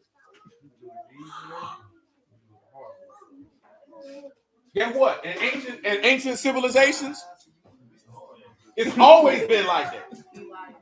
See, you know, of course, you know, we've been in America, right? So, you know, we don't know what culture or people we belong to. So we be on some old, oh, that was the white man. Before you ever came in contact with Mr. Tyler, you was around here playing with other men.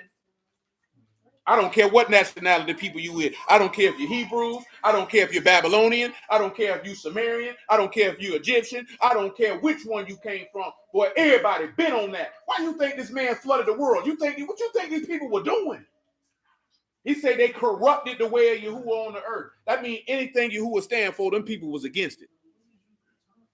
Now you turning around in these days and times, and you got men talking about they a woman, and women talking about they men, and niggas getting upset because I'm not gonna call your son Zaire. That nigga name is Zaire, Zion, or whatever. That's a boy. Give a damn about all that. Talking about they what he said. I was reading the news story. They what they say. Yeah, they killing the transgenders. They being persecuted. No, nigga, you dressing up like a woman. That man thought he was tricking with a woman. Then he found out you was a dude. What you thought he was gonna do? But you know what they're trying to do? They're trying to condition you mentally to accept that is normal. Now what they try to say you're transphobic because you won't date a man who think he a woman. Nigga, you a man. You're a man. But I said I'm a woman. You are a man, sir. Do you know these people had a nerve to say trans women are women too, and they can have a menstrual cycle? How? You don't have the eternal makeup to even menstruate. That's the world we in, man. That's the stuff they pushing and promote. I'm gonna tell you this here because you already know, because you got to protect your children. Because that's what they want. See, they already know most of you adults ain't gonna go for it, so they got to transition. Who that was, man. Somebody sent. Did you send that? I don't know who sent it to me. The dude who came home from jail, and he came home and his son is a woman now. Somebody sent it to me. I just read the article. Someone's daughter was in school, said she always felt like a boy, so a counselor tried to guide her, like, that's okay. Try to say, hide it from your mom. When her mom found out. Oh, see, that guidance counselor was going to have to shoot me a face. You know what I'm saying? Like, I ain't even being funny. Like, yeah, don't tell your mom. Don't tell your mama? Okay, so when I come up there, don't tell the police when I hit you with these hammers. So the mom found out, she took her out to school, and now she's suing the school. Because she was like, yeah, y'all shouldn't be doing that. He said, Quran say his son got told off at school because he refused to call a girl him. I said, I back you. Just don't disrespect her about it. That's a girl. So Lane ain't calling you no him.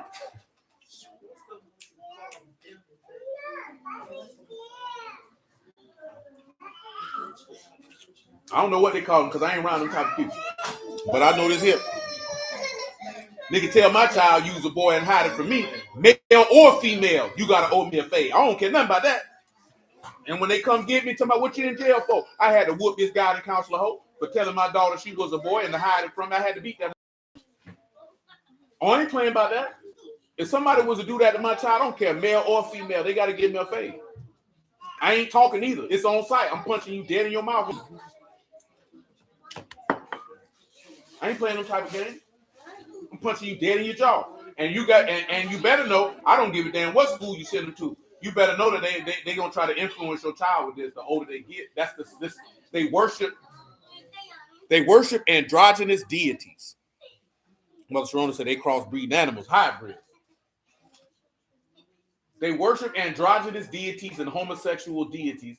And the only way that you can get the people, the condition to be able to worship these deities openly is to promote the tenets of those deities as normal so the public will receive it. They've stated for years that the only race of people that they can't get to go along with this is black people.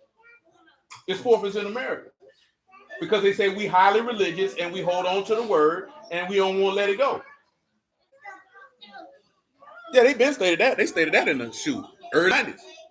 They don't gotta teach God. They gotta teach the practice. They just got to teach. See, that's the part of the game. That's why I be telling you, got to know your enemy, because they're not going to teach you happy. They're not going to teach you Bacchus. They're not going to teach you Dionysus. They're going to teach you all the rites and rituals associated with happy, associated with Dionysus, associated with Bacchus. You know what I'm talking about? So that when they openly worship these deities in your face, you're more accepting. You know what I'm saying? Because you've been doing it. Quran say they going real hard to bring out and normalize pedophilia, which I done told you before. I told you about pederasty in Greece and Rome. Man, boy love, they've been on this. There's nothing under the sun. These people been living like this. So you got to make sure you do what the text tell you to do. Civic gonna share it with you. Go ahead and give me Proverbs 4:18. Jedediah say, I seen a fish with actual human lips. It looked like it had Jay-Z DNA. That boy, that crazy. This in the lineage just also said for the dog. One who just say one who is out of master. Without a master. You ain't got no leader. You ever seen a stray dog running the street? He untamed. And you know what people like to do? Bring straight. I ain't bringing no damn stray dog in my house. You ain't got no master. You don't know how to behave. That's what happened when you try to get a scallywag and bring her home. She's a stray dog. Don't bring her home. She ain't got no master. But the path of the just. The path of the who? Of the just. What is it? As the shining light that shine more and more until the perfect day. Mm-hmm. The way of the wicked as darkness. The way of the wicked is what? Darkness. What else? They know not at what they stumble. They don't even know why they fall. My son, attend to my words and find your ear unto my saying. Let them not depart from your eyes. Keep them in the midst of your heart. For they life unto those that find them, and health to all their flesh. Go ahead. Keep your heart with all diligence. Keep your what? Your heart. Keep your what? Your heart. With a what? Diligence. Why? For out of it, the issues of life. Out of it, issues what? The issues of life. You better guard your heart with about every ounce of your being. Go ahead. Put away from you a froward mouth. Put away from you what? A froward mouth. That's a perverse word. And perverse lips put far from you. Let your eyes look right on, and let your eyelids look straight before you. Straight before you. Ponder the path of your feet. Ponder which way you're going. And let all your ways be established. That's right. Turn not to the right hand nor to the left. That's right. Remove your foot from evil. You have to. And you got to protect your children, because these people are not playing out here, man. You know what I'm saying? I don't give a damn what it is. They're not playing out here. They trying to make sure everybody don't serve Yahuwah, to be honest with you. You know what I'm talking about? Come on back to John 19, man. Where we was at? I think we in 25.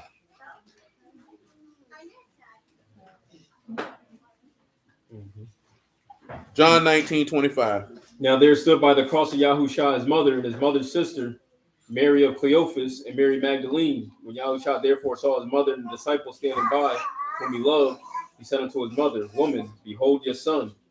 And then said he to the disciples, Behold your mother. Pause. I don't have the time to do it right now. But y'all remember what this is referring to, right? Because we got other stuff we got to hit. And this is going to take a while. Y'all remember what 26 and 27 is referring to, right? We done went over before. It's just been a while. John 19 verses 26 and 27 is referencing what? The priesthood of Melchizedek. Can anyone tell me how it is representing the priesthood of Melchizedek? According to something that we just went over not too long ago, it should be quite easy for you.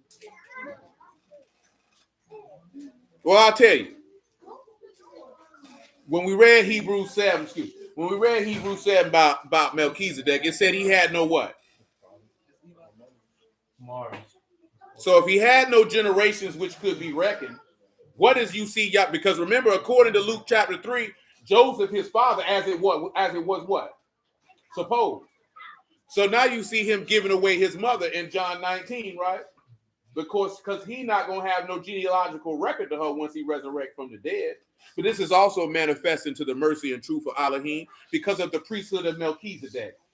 And why is that important? I will share this much. Come on and give him Zechariah 6 and 10. Man. Muffin man.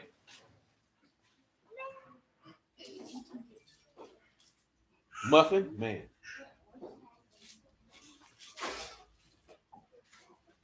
Got my money, man? Take of the captivity of Heldiah, Tobiah, and of Jediah, which are come from Babylon. Well, give me verse 9. I think we missed something. And the word of Yahuwah came unto me, saying, Now keep on going. It's all good. I think I'm tripping. Take of the captivity of Heldiah, Tobiah, and of Jediah, which are come from Babylon, and come you the same day, and go into the house of Josiah, the son of Zephaniah. Mm-hmm. Then take silver and gold and make crowns, and set upon the head of Joshua, the son of Set crowns and set it on who? Joshua, Yahusha, son of Jehozadak. Go ahead. the high priest. The who? The high priest. Listen to him. Speak unto him, saying, thus speak Yahuwah of hosts, What'd he say? saying, behold the man of whose name, the branch. The who? The branch. The who? The branch. Uh-oh. He shall grow up out of his place, and he shall build the temple of Yahuwah. Who gonna build the temple? Didn't he say destroy this temple? He'll do what? So this ain't about Yahusha, son of Jehozadak. Come on. Even he shall build the temple of Yahuwah, and he shall bear the esteem. He shall do what? Build the temple and bear. He gonna lift build the esteem. He gonna carry it. What else? And shall sit and rule upon his throne. And what else? And he shall be a priest upon his throne. He gonna be a what on his throne? Priest. And the council of peace shall be between them both. And the crown shall be to Helam, Tobiah, and to Jediah, and to him, the son of Zephaniah. So I just went in it because how is the priesthood of Melchizedek a representation of grace and truth? Briefly, how would you explain that the priesthood of Melchizedek is representative of mercy and truth? Kased and Ahmad. How would you explain that? How is that possible?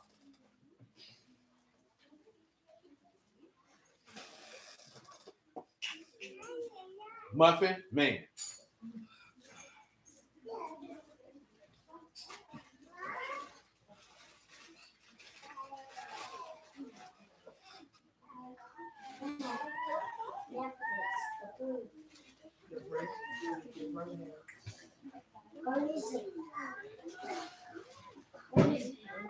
Y'all don't have any idea? Well, let me tell you.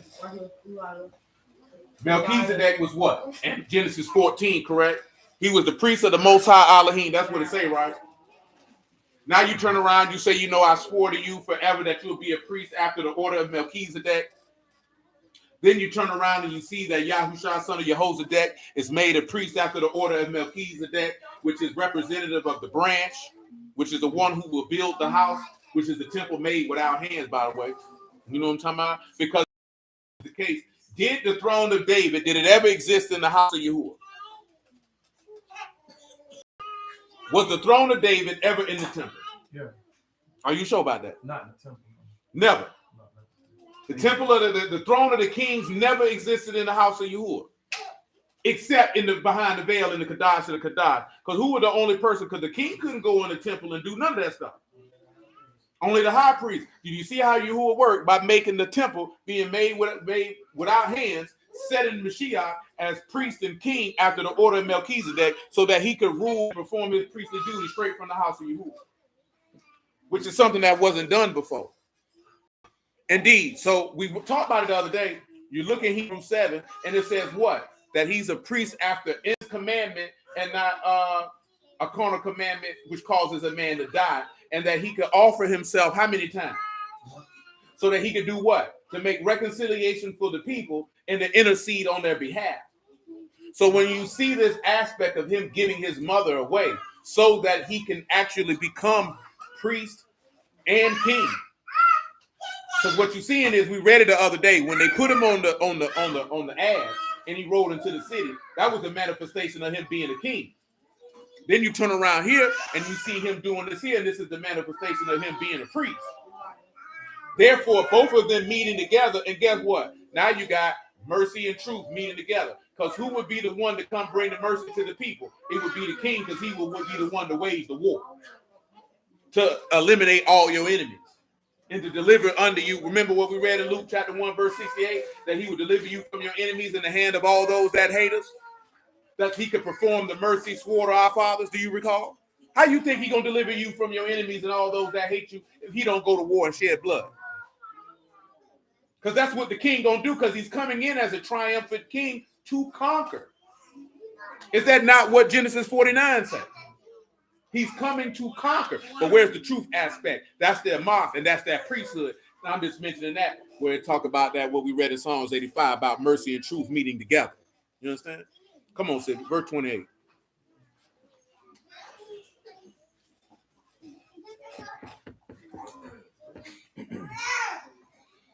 After this, Yahusha, knowing that all things were now accomplished, that the scripture might be fulfilled, say, I thirst. He said he what? I thirst. He said he what? I thirst. Come over here to Job 24, man. Give me verse 9.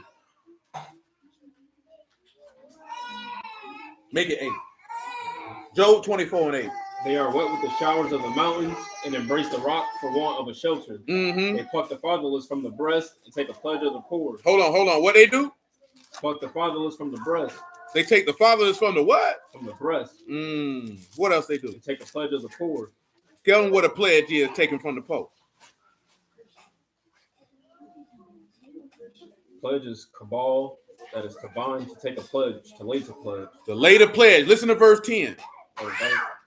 That's to pervert, destroy. Yeah. No, go to verse 10. They cause to go naked without clothing. They cause them to go what? Naked without clothing. Hold on. And they take Hold on. What did Yahusha say the scribes and Pharisees had going on? He said they weren't entering into the kingdom of Elohim, nor were they suffering others to enter in. That's what he said they caused them to do. They caused to go naked without clothing. Did Yahuwah cause you to go naked without clothing? No, we read it. He did. He gave you that fine linen, which is the righteousness of the saints. You know what I'm talking about? Remember what Lamentations 2 and 14 tell you? That they ain't found no reasons for your banishment? Continue. Listen what else he say. And they take away the what? The sheep, the hungry. What y'all remember when you think about sheep? Tell them what a sheep is, man. They might not remember. Huh? Mm-hmm. That's Omer. That's Omer. That's an Omer. A dry measure of 1/10 of an ephah. That's an offering also. Got to raise up them sheaves, right? He said, now you taking the sheaves from the hungry. So guess what that means you're doing? What the book tell you? Those that hunger after righteousness, they going to be what? What he told you, he said, I'm Yahuwah, your Elohim, open your mouth wide, and he going to do what?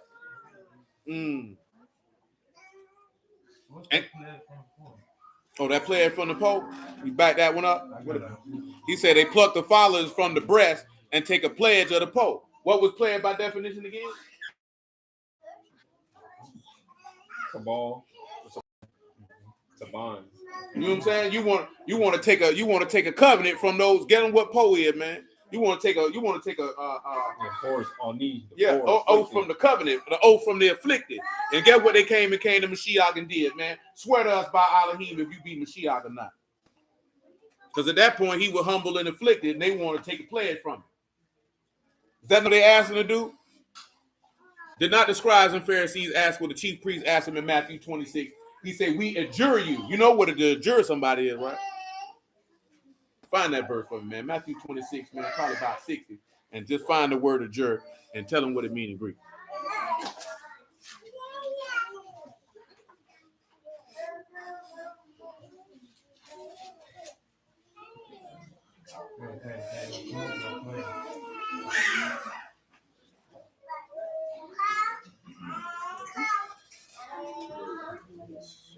Found it yet? 63. Yep. Matthew 26 and 63 is where the word adjure is.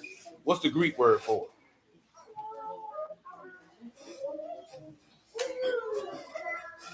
it? Exekizo, to extract an oath, to force to an oath. So when you take a pledge, is that not an oath? And they wanted to pledge to the poor. At that point, HaMasiach is afflicted. Now, when you turn around and you look at they pluck the fatherless from the breast, tell them pluck and breast in that joke.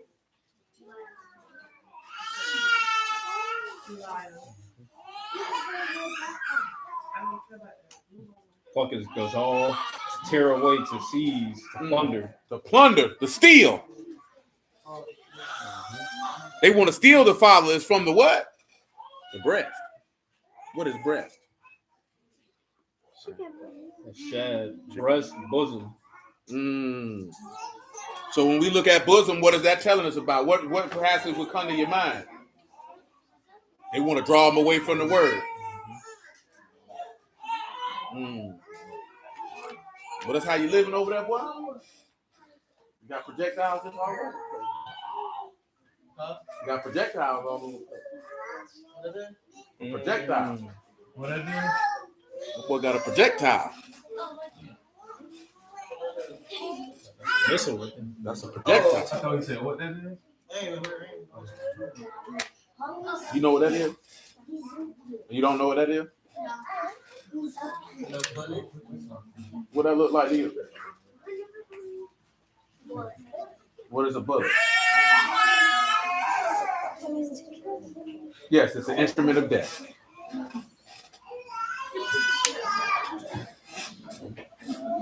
Come on, Black, get your old phone. Which make oil within their walls And tread. wine presses and suffer thirst. Men. Groan from out of the city. And the soul. Of the wounded cry out. Yet Elohim. Lay not folly. They are those that rebel against the light. They know not the ways thereof, nor abide in the path. The murderer rise. With the lighting. Killing. The poor and needy. And in the night is as a what? A thief. The eyes of the adulterer. Wait for the twilight. Saying, no eye shall see me. In the sky's face. So we keep on going. I'm gonna come back. In the dark they dig through houses. They have marked for themselves in the daytime. They know not the light. For the morning to them, even as the shadow of death. If no, the terrors of the shadow of death. He swift as the waters. Their portion is cursed in the earth. He behold not the way of the vineyard. That's good right there, right? Hold on. He say drought, heal, and consume the snow waters. He say the grave have sinned. But listen, right? Let's back this up. Look at verse 11. They make oil within their walls and trying wine presses and suffer thirst. Read John 19:29 one more time. What did he say? What did the Lord say right here? Now there was, he said, I thirst. After this, he said he what? I thirst. Pause. In the wilderness, what was your people crying about? They were saying they what? They were thirsty. Now let's look at this back end, right? He said, now men groan out the city and the soul of the wounded cry out, and Elohim don't lay folly to them. Now this is what I want you to do. I want you to come back over here to Matthew 27. You can pick it up at verse 50. Notice it says the soul of the who cried out? The wounded. Was he not wounded for your transgression? Did he not cry out after he was wounded? No, he cried out. He was thirsty, and then he cried out after he was wounded. Matthew 27:50. Yahusha, when he had cried again with a loud voice, he did what? Yielded up the ruach. And behold, the veil of the temple was rent in twain. It was what? Rent in twain. And what happened? From the top to the bottom. And to the what? From the top to the bottom. And then the what? Earth did quake. And the rocks rent. Come on back to John 19:28 and run that down a little bit further.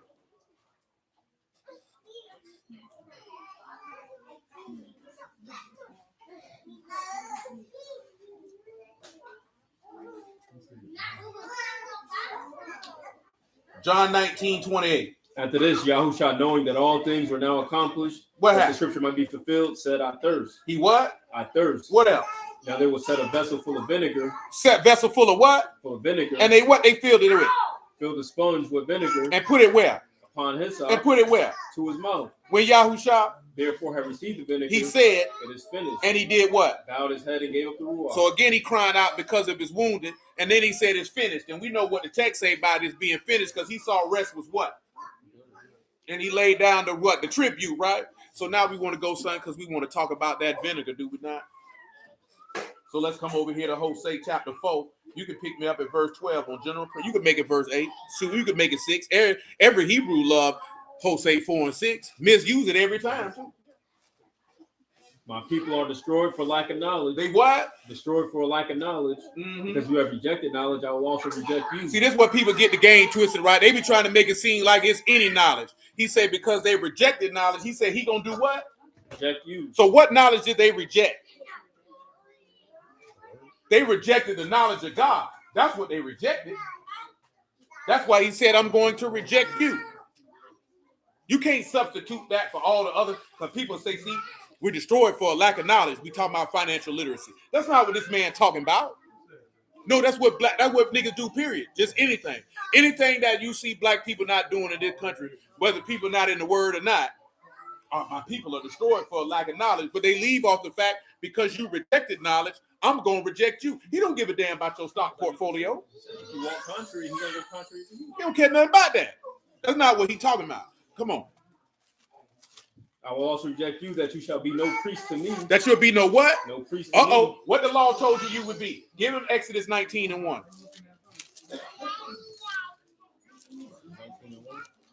In the third month, when the children of Yasharal were going forth out of the land of Egypt, the same day came they to the wilderness of Sinai. Mm-hmm. For they were departed from Rephidim and were come to the desert of Sinai and had pitched in the wilderness. And yet there Yasharal camped before the mount.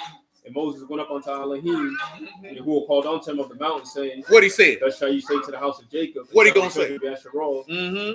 You have seen what I did unto the Egyptians, and how I put you on what? Eagle's wings, and brought you unto myself. And therefore, if you obey my voice indeed and keep my covenant, you shall be what? A peculiar treasure. And what else? Unto me above all people. What else? For all the earth mine. What else? Shall be unto me a kingdom of priests. A kingdom of what? Of priests. A kingdom of what? Of priests. So that means when he rejected them for being priests, it's because they rejected his covenant. Jedediah just said somebody asked him he was asking how to be more hydrated by water, and somebody told him drink vinegar with water. He wondered if there's a connection. Whoever told you to drink vinegar with water don't love you. Water don't love you. Told up. That's why the Lord ain't want to drink it. You already know you don't love me. You want vinegar? I don't want no vinegar. You ever drunk vinegar? That's gall. That's what the text call it. In Psalm 69. Come on back. Where you was at? Because I want you. Yeah, keep on going. Because see, when we get to what I want you to give them the Hebrew definition of vinegar before we slide around. We don't want no Greek. My people are destroyed for lack of knowledge, because you have rejected knowledge. I also reject you. And you see, and you have forgotten the what? The law of Yahweh. I will forget your what? Children. Why you think your children dying in the street? Why you think they going? He ain't gonna remember because you ain't remembered him. Continue, verse 7. As they were increased, so they sinned against me. Will I change their esteem? It's a shame. That's what he did to the son. He said, Abba, esteem me with the esteem that I had with you before the world was. That's not what he said. And then when they killed him, they put him to an open what?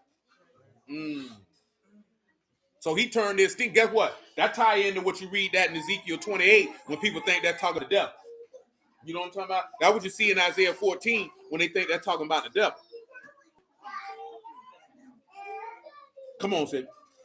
They eat of the sin of my people, and they set their heart on their iniquity. And there shall be like people, like priests. And I will punish them for their ways and reward them for the doing. They shall eat and not have enough. They shall commit whoredom. It shall not increase because they have left off. Take heed to Yahuwah. Now we can just take that for this present time, right? Black people do a lot of fornicating. Got a lot of sex. You not increasing though. That means more you're dying to replace, because you should have been. Oh, now of course we know these people probably play with the numbers. I wager that we probably bigger than 12 or 13% of the population by now. But then also you got to take into fact a lot of crossbreeding, a lot of abortions, a lot of people who choosing not to have children. Because guess what? And of course I'm not trying to equate this particular passage to modern times. I'm just talking about what we can see even now. Because he said, even with your whoredom, you will not what? Increase. So even if you take out abortions, right? You got Plan Bs. Mother Rona say you got sissies. You know what I'm talking about? You got bull daggers. You know what I'm talking about? You got prophylactics. You know what I'm saying? You got vasectomies. You know what I'm talking about? Chicks getting their tube tied. That's what they call it. I don't know. Shoot, I ain't no woman. I don't need to be hip to those type of things. She all right. Come on, Sid. What do you say? Whoredom and what? And wine. And new wine. Take away the heart. And my people. Ask counsel at their staff. And their staff. Declare unto them. For the Ruach. The whoredom. Have caused them to what? Err. And they done what? Gone a whoring from under their Elohim. That's ugly, man. They sacrifice. Upon the tops of the mountains. And burn. Incense upon the hills. What else? Under oaks and poplars and elms. Because the shadow thereof, good. Therefore your daughter shall commit whoredom, and your spouses shall commit adultery. Your daughter's going to commit whoredom, and your daughter's going to commit adultery. Your spouse is going to commit adultery. Listen to what he said. I will not punish your daughters when they commit whoredom, nor Their spouses, when they commit adultery, for themselves, are separated with whores, and they sacrifice. with harlots. Therefore, the people do not understand shall fall. Now, we've been telling y'all this for years, right? You wonder why all these people around here having all this sex? You wonder why these women around here cheating on their husbands? Because that's what you're doing to Yahuwah. And he said everybody who don't understand that is going to die. And that's not justifying the people who doing it, because they're going to answer for what they're doing. But he's saying, I'm going to allow you to see that in their time anyway, that this what y'all got going on, so you can know that that's what you're doing to me. Continue. Though you, Yasharal, play the harlot, let not Yehuda offend, and come not you unto Gilgal, neither go up to Beth Haven, nor swear. Y'all know where Gilgal is. That's where the temple was. That's where the first place where they got circumcised twice at. When they got circumcised the second time, Yahusha son of Nun, chapter 5, he said, don't go around there. Go ahead. So Yasharal slide back as a backsliding heifer. Now Yahuwah will feed them as a lamb in a large place. Ephraim, joined to idols. Leave them alone. Their drink is sour. Bomb. That's what we came here for. They drink is what? Sour. They drink is what? Sour. Because they done what? Committed whoredom continually. And her rulers shame do love. Give you. The one have bound her up in her wings, and they shall be ashamed because of their Notice sacrifice. that he said the drink was sour. Now what is vinegar? It's when you sour, you know how you used to drink it, huh? Apple cider vinegar. How many of y'all used to listen to Mike Epps and pour it on your neither regions, talking about snapping back? Oh, y'all ain't never heard that before? That's old lady conversation there. That is sore. Yeah, that's what the old lady say. That's how you snap it back. Oh, you don't remember Mike Epps had snapped that coochie back? You don't remember that? That's only about the best stand-up he ever had. Come on to Psalm 69 about verse 14.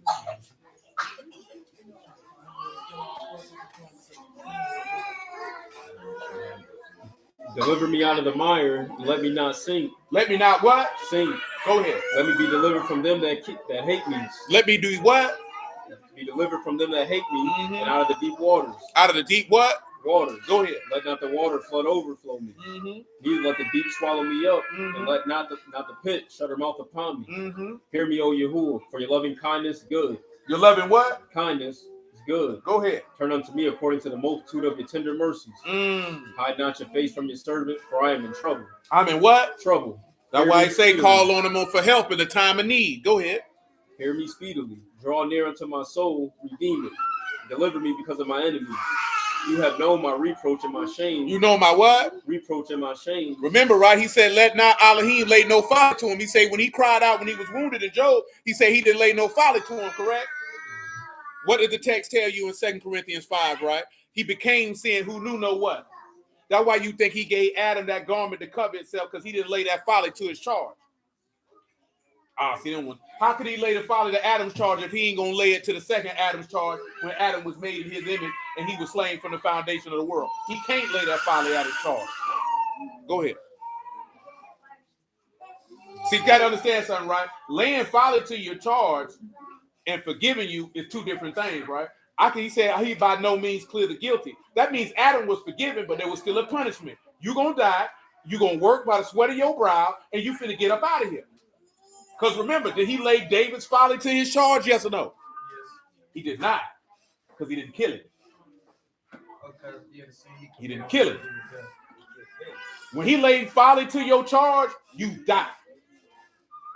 Remember, and I'm not just here, I'm only focusing on this because we were talking about him declaring his name, right? So you read Exodus 34, what did he say? Yahuwah Elohim, merciful, gracious, abundant in goodness and truth, forgiving iniquity, and by no means, so he can forgive you but not clear you. There's going to be some consequences, but I'm not laying that to your charge. Laying that to your charge is I'm going to take you out. Yeah, no, I get that. That's why we're clarifying it, and we'll go back and look at charging that Job 24. When he laid folly to your charge, that means you got to accept what come along with that. You understand what I'm saying? But when he clear you, I've forgiven you. I can't forgive you and lay charge for your folly at the same time. That's not how that works. How do we know that? Because I blotted out your sins like a thick cloud. I'm not going to lay the charge your folly. Because what did he say? Let them not return to their what? To their folly. You know what I'm talking about? Because at that point, you're going to put them to a what? Open shame. You know what I'm saying? It's over. Which goes to the Hebrews 10. If you sin willfully after receiving the knowledge of the truth, there remain no more sacrifice for sins. Just a fearful look of the fiery indignation. You know what I'm talking about? Come on, Sid. Draw near unto my soul and redeem it. Deliver me because of my enemies. You have known my reproach and my shame and my dishonor. My adversaries all before you. All before you. Reproach have broken my heart, and I am full of heaviness. See, right? Remember, right? What reproach broke. That's why he's exceedingly sorrowful even unto death, because the dishonor had broken his heart because he had done nothing. Can you imagine about to be executed for a crime you didn't commit? Now, unfortunately, there are people on this planet who are currently incarcerated on death row in some place in this world, and they're going to be executed for something that they did not do. And I would be willing to bet a whole lot of money that there's been a lot of people in the United States of America who have been executed for crimes that they did not do. You know what I'm talking about? Now, of course, these men didn't get to go to jail, and I'm only mentioning the first two men popped in my mind because they had high-profile homicides that they were attached to. But if you think James Earl Ray killed Martin Luther King, well, I got some lakefront property in that backyard to tell you right now. Because that man ain't killed Martin Luther King. I can tell you that right now. He just was the fall guy. Lee Harvey Oswald didn't kill JFK, but somebody got to die for it. Somebody got to go to jail for it. Now, can you imagine sitting in jail for a homicide you didn't commit? Who did it? Who? Which one? I forgot. They know the dude who did it. They know James Earl Ray wasn't even in the vicinity. Didn't even have the ability to pull that off. But somebody got to go down for it. You notice in them high-profile murders like that, they always catch somebody. It ain't even the prosecution numbers up. You have to be able to abate the people by giving them somebody to put this blame on. You know what I'm saying? And somebody has to fall for that. This just can't be no unsolved homicide. Any large politician or social leader who've been killed, if they wasn't killed by the police, they found somebody to put that body on. I think the only person they might not found, and you can correct me if I'm wrong because I don't recall off the top of my head, I think Medgar Evers might be the only person they ain't find who killed him. Huh? So that means that was a real homicide. You know what I'm talking about? They never brought nobody up on charges for him. But everybody else, they got somebody for Malcolm, they got somebody for Martin, they got somebody for all of them. Got somebody for Ronald Reagan, they got somebody for Robert Kennedy, got somebody for JFK. Anytime somebody high profile get taken out, they find somebody. You got to understand something, right? Men of that nature, they got high level of security. You're just not going to kill somebody like that. Ain't people involved to allow that to go down. There's no way. There's absolutely no way. There's no way somebody should be able to walk up to Malcolm X in the theater, in the ballroom, and shoot him in broad daylight in front of multitudes of people unless it was set up that way for him to do it. A dude walked right up on Ronald Reagan as he was getting out the car and shot him. Secret Service agents. Ain't nobody supposed to get that close to the president to walk up and shoot him. That means they had to let that happen. See, I wasn't even but an infant when this happened. You know what I'm saying? Or maybe younger than that. But you could put. They might have it on. I don't know, man. YouTube done scrubbed everything. That nigga, that's crazy. That boy said Ray and Claude. Oh, he said, yeah, just like the Black Panther Party was set up by the government. Shoot. I don't think the Black Panther Party started by the government, but I believe by the time it ended, they had been infiltrated and ran by the government. You know what I'm saying? Shalom, Sister Kelly. I don't think they started that way, though. Because they definitely took out Huey Newton, knocked him off. You know what I'm saying? It's another nigga, Islam. I was saying the same thing. He felt like we gonna unify, but I would tell him how we gonna unify. The crackers always able to pull a nigga to the side, and he fell out. Oh, we'll never be able to unify. You know why? Because niggas too greedy. That's what I told him. What's the nigga that played that movie with Black Messiah? Oh, that was supposed to be Huey Newton, wasn't it? Judas and the Black Messiah, ain't that what I was supposed to say? Oh, Fred Hampton. That's what I meant to say. You know what I'm saying? Yeah, they set him up. I mean, police killed him. But it was the same nigga. Yeah, nigga on the inside, police killer. I mean, that was a J. Edgar Hoover staple, if you read. But they don't just do that with black organizations, contrary to black people believe. Will be a threat to their power. Yeah, I mean, that's just a given.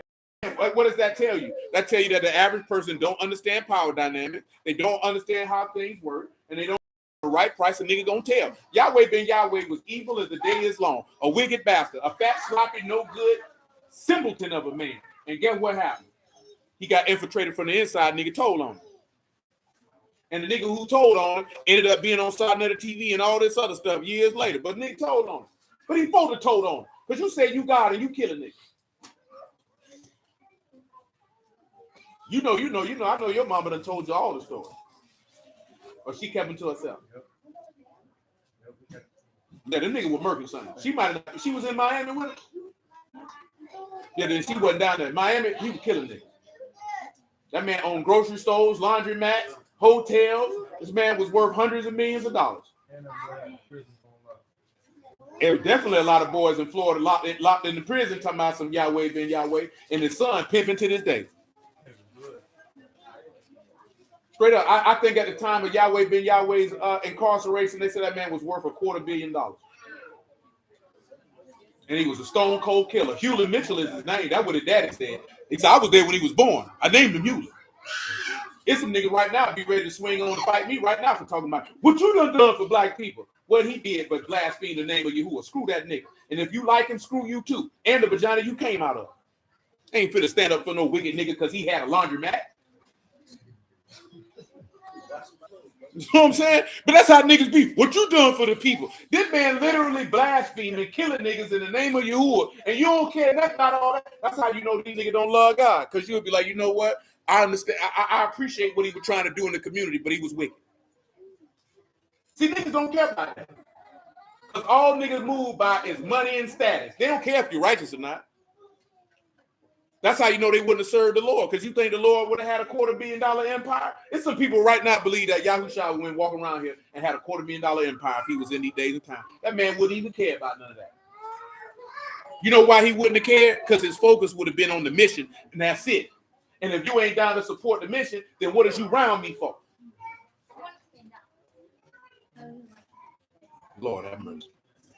That's how you know niggas be wicked. They say the same thing about your man who was saying he was the Messiah and moved them boy across seas. That'd be the first. What you done for the people? If that's your cop out excuse for a nigga wickedness, you ought to go to hell with it.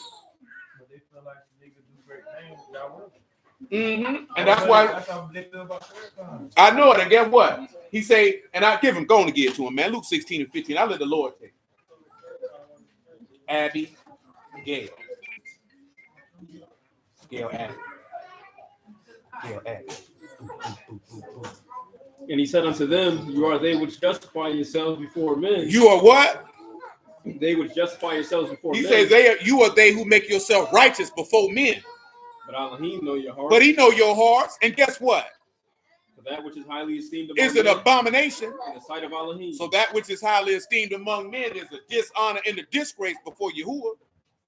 Notice what he said. You are those that justify yourselves before men. He said, I know your heart. You telling these men, you all this, that, and the third, whole time you a pedophile. Whole time you killing people.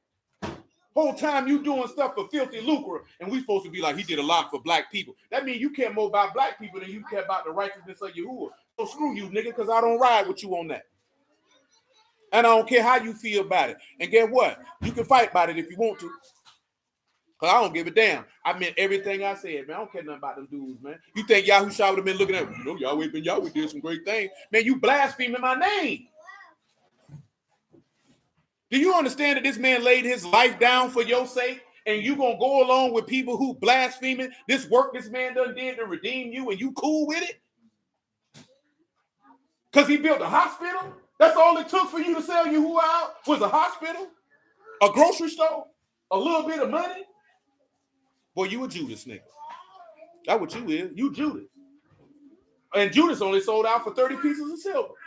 I don't even know what them 30 pieces of silver would relate to in these times. Sound like to me he sold the Lord out for a few $1,000s. You tired of being poor.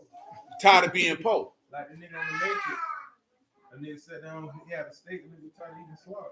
Mm. It don't take much. It don't take much. These boys will sell you out in a heartbeat. Man, most of these niggas, and these days and time, well, some of these niggas will sell you out for them Astro boots and a Gucci belt. Man, most of these boys will sell you out. Well, you pull up on a dude with a Rolls Royce truck, boy, that nigga get everybody here. Hey, you ain't even got to do that. Just give him a 2022 Kia. He'll tell. It says in modern times that equates about $280. That boy sold this man out for $250. Come on, man. That ain't nothing. Well, that boy sold the Lord out for $250. Man, you can't even get a decent pair. You can't even buy a whole outfit in these days and time for $250. That ain't even a week. It might be if you're a single man. He ain't have no wife and no kids. $250. But you know how sad you got to be, man, to sell somebody out for $250. Man, Crime Stoppers give you more than that. That boy, that's what he basically did. That boy called Crime Stoppers on the Lord. Let me say.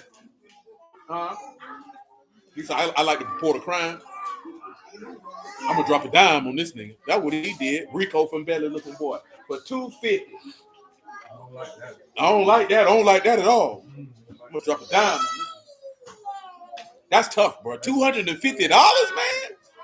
I gotta give him some credit. $250. $250. But they needed somebody to set him up. They couldn't get to him. They needed somebody in the inner circle. No, they came and hollered at him. Well, they might have did. We'll look at it for $250. No, the Lord did. But see, in Matthew 26, I think it say Judas came to him by night. And they hollered at him. He was like, what you gonna get? Go on again. Well, hold on. Let me finish this Psalm 69. Oh, you DJ Leah? You scratching on the ones and twos? In verse 20. Psalm 69 and 20. Reproach have broken my heart, and I am full of heaviness, and I looked to take pity, but none. For comforters, but I found none. They gave me also gall for my meat. Gave me what? Gall for my meat. And what else? In my thirst, they gave me vinegar. In my thirst, they gave me what? Vinegar. What drink. else? Let their table become a snare before them. Listen to what he said. Let their what? Their table become a snare before them. And what else? For welfare, a trap. Let their eyes be darkened. Notice, right? He said, let these feast days and these Sabbath days that's for your good, let them take you to hell. Tell them what vinegar is in Hebrew. Little root. Root. Cut it out. Nothing wrong with you. Commence as vinegar. Commence. They try to get this man vinegar. Gall for his drink. Come back to Job 24. Notice how they say the drink was sour. They tried to give him all that, and all that was just take, because guess what? The drink being sour and all that, there's also a play on them bitter herbs. But she crying like somebody done stole her stuff.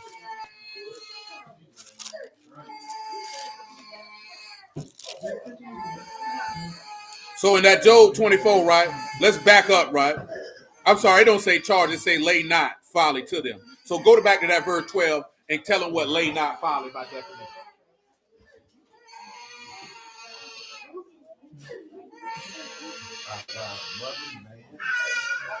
To lay is soon, that is to put, place, to set. He will not set, or do what else? To a point. He will not appoint folly, which you know is foolish. Tifla, yep, that which is empty folly, silly, foolish. So he won't lay foolishness to him. Let me look at verse 14, right? Look at verse 13. They are those that rebel against the light. They know not the ways thereof, nor abide in the paths thereof. Give me Matthew 26 and 1.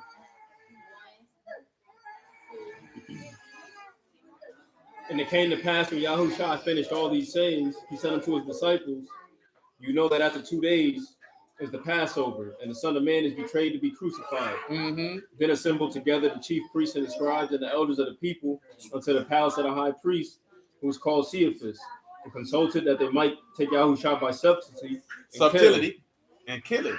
But they said, not on the feast, lest there be an uproar among the people.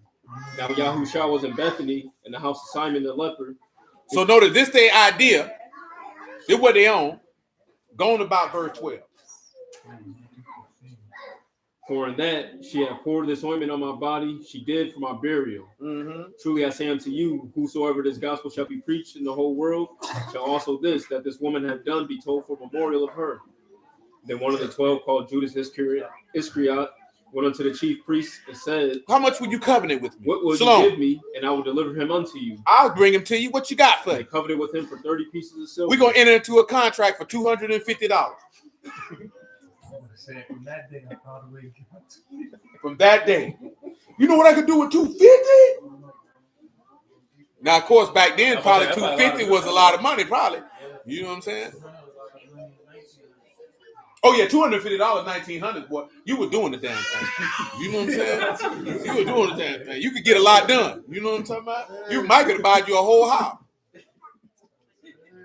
I mean, you'd have to remember in the 50s, niggas was buying houses for 10 bands. 5 bands.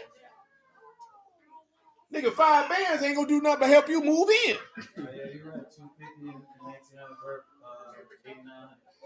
You know what I'm saying? You doing good, boy. You about 10 bands up. You know what I'm talking about? You like this here. Man, I just showed y'all that John not like dude with that video, and what dude was saying is like this is right. It appears like all these big hedge funds buying up houses, but in reality they not. As far as the numbers is concerned, but they buying the houses that the average person who would want to buy a house would buy. So that's why you go to feeling like, oh, I'll never get it. Because they already know, man, once you get a house, it's hard to get you up out of one. It's easy to evict you. It's hard to foreclose on you. You know what I'm talking about? I done been in houses, boy, where people were in foreclosure for 10 years. I say, well, damn, what happened? Just fell through the cracks. But you ain't going 10 years without paying no rent, boy. You know what I'm talking about? I'll tell you that right now, boy. Them people like, boy, you barely gonna go 10 days. You know what I'm talking about? After a week, boy, niggas in the paperwork. What you say? No, I'm not. What you say? Yeah, it take a while. Some people, because it's a process. Because 9 times out of 10, the bank want to work something out so that they don't have to go through that process. Because they don't want to take the house back. Because they got to spend a lot of money to take it back. They got to spend the money to maintain it. They got to spend the money to hold it and then sell it. They would rather not do that. You know what I'm saying? That's what came out of Yeah. they can get that car. They don't have that car. Yeah, no, because see that car, they know I can just get him back off real quick. You ain't gonna get nobody to go for that same deal you want to go for that house. No, absolutely not. It's too expensive. You know what I'm talking about? They said that was about 4 months worth of wages back then. That boy was balling, boy. That nigga said I ain't got to do nothing for 4 months. Woo! On a good run right now, boy, 4 months worth of wages. But see, this is the thing, right? Because it's different. Because I got to spend money. So I guess that's different. You know what I'm saying? But just imagine somebody making $10,000, $15,000 a month. That's $40,000, $60,000. But truth be told, for the average American, they probably make anywhere from $2,000 to $3,000 a month. So that's $8,000 to $12,000. So with an average salary around 50, right? That's still gonna set you up, though. No, it ain't. But it felt good at the time. You know? Tomorrow's not a promise. I need my money today. That boy called JG Wentworth, nigga. You know what I'm talking about? Got his money. You know what I'm saying? That's what that boy did. That boy called JG Wentworth. Go ahead, Sam. The next day. He tried to give it back. He tried to give it back. They told him, you see to that. That's your personal problem. Go on and read it for him, man. Matthew 27, man. Probably about verse 7 or something like that. Yeah, he gave, and the scribes wouldn't take the money. They said that's defiled money. That's how you know the scribes knew they were wrong.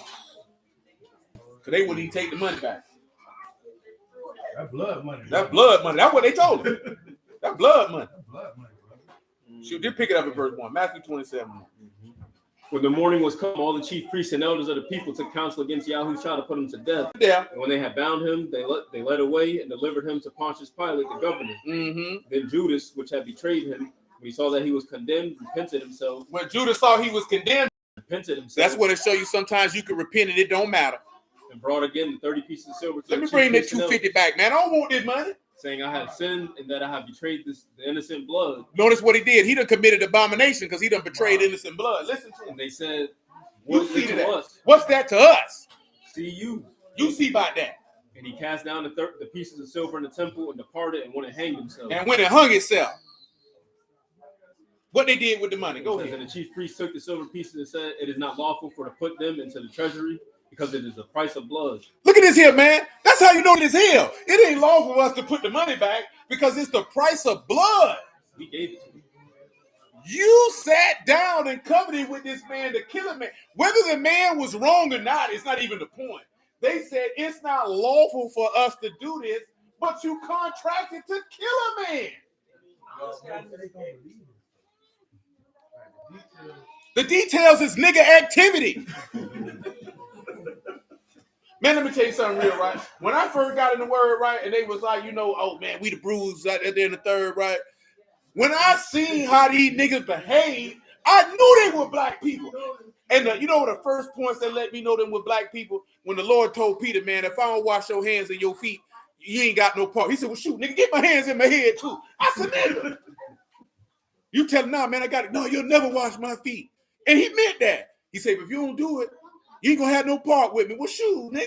If it's like that, might as well wash my hair too. Shoot, might as well. That's a nigga, bro. I've been around a lot of white folks, boy. I ain't never seen a white man act like that. Just no disrespect. I ain't never seen it. Boy, I ain't never seen no white man turn to look. That just sound like a nigga. Hey, man, what you'll give me to kill this nigga? Oh, I got you, bro. I got you 250. Bet. Oh, man, I'm wrong, bro. I should have did it. Nigga, what they got to do with us? That's your problem. That's nigga talk. And when I say nigga talk, I ain't talking about black people. I ain't talking about I'm talking about that's nigga behavior. That sounds like what a black man would say. What that got to do with me, bro? Then to compound it, you know it ain't lawful for us to put that in the treasury, bro. That's the price of blood. Ain't nobody sat back and thought, well, damn, nigga, we is finna kill the man. We might as well. That show you how hypocritical and evil they were. Because you're a contract to kill a man without cause.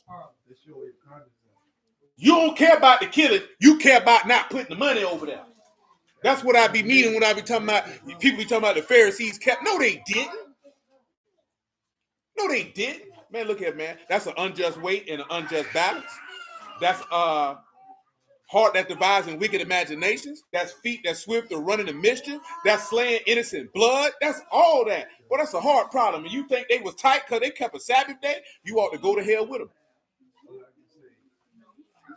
You good at paying them innocent blood, but what you most worried about is taking money back.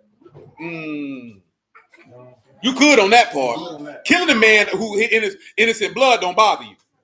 But we sure can't put their money back in the treasury. It's so heavy on your heart. It's so heavy on your heart. Remember what he said in Matthew 15 about the boy? You tell a man who dishonor father and mother. As long as you bring the gift to the altar, you can disrespect your dad. Come on, read that verse again, sis.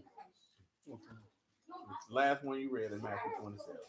And the chief priest took the silver pieces and said, it is not lawful for to put them into the treasury because it is the price of blood. Go ahead. And they took counsel and bought within the potter's field to bury strangers in. Wherefore that field was called the field of blood until this day. And then they called it the field of blood. We're going to bury strangers in here and call it the field of blood because you bought it with blood money. That means you know you ain't supposed to kill that man. That means, guess what? That's the manifestation of that John 9. He said, you blind, yet you see. You knew exactly what you was doing. You knew you was wrong. You knew you ain't had no business killing this man. And you went and did it anyway because your desire was greater than what was right. That's what they had going on. And that's why Yahuwah laid to their folly when them people stood out there and said, what? Let his blood be on who? Our children's children. You got that folly lie right at your feet. That's why I say those that rebel against the light, they don't know the ways. They don't abide in the path. Then we come back to Job 24 and 14. He say the murderer rise with the light, killing the poor and the needy, and in the night is as a thief. And when did Judas go covenant with him? In the night. You know what I'm talking about? That's why you read John 13 when he say, whatever you go do it quickly. That's when he went and covenanted with them boys. You know what I'm talking about? Then we know that they rose up as a murderer in the light. They came right out in the daytime to kill him. They knew what they were doing, evil bastards.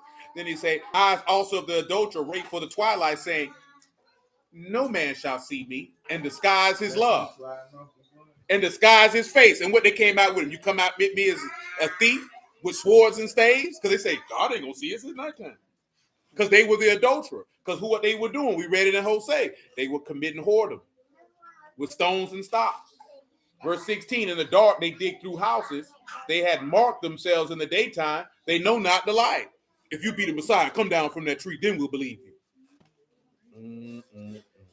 He said, for the morning to them, the shadow of death.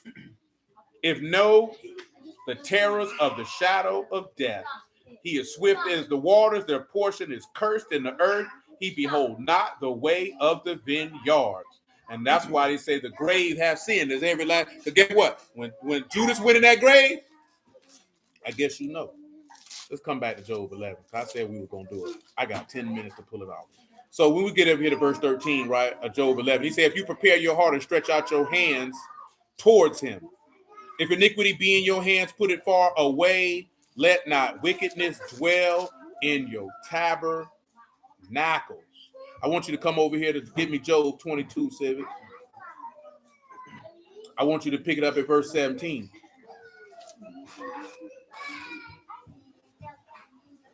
Which said unto Elohim, depart from us, and what can the Almighty do for them? Yet, he filled their houses with good. What else? But the counsel of the wicked is far from you. The righteous. See, and I'm glad. And the innocent laugh. Them to scorn. Where is? Our substance is not cut down. But the remnant of them, the fire consumed. Listen what he said in quaint. Now yourself with him. Be at shalom. Thereby good shall come unto Receive. you. I pray you. The what? The law from his mouth. Lay up his words where? In your heart. And if you return to the Almighty, you shall be built up. And if you shall put away iniquity, far from where? Your tabernacle. See, he that is born of Elohim do not commit sin. He cannot sin because he's born of Elohim. Go ahead. Then shall you lay up gold as dust. That's right. And the Ophir as the stones of the brooks. Yea. The Almighty shall be your defense. And you'll have plenty what? Of silver. See, that's what Judah should have remembered. He'd have plenty of silver. Now he ain't got none. Go ahead.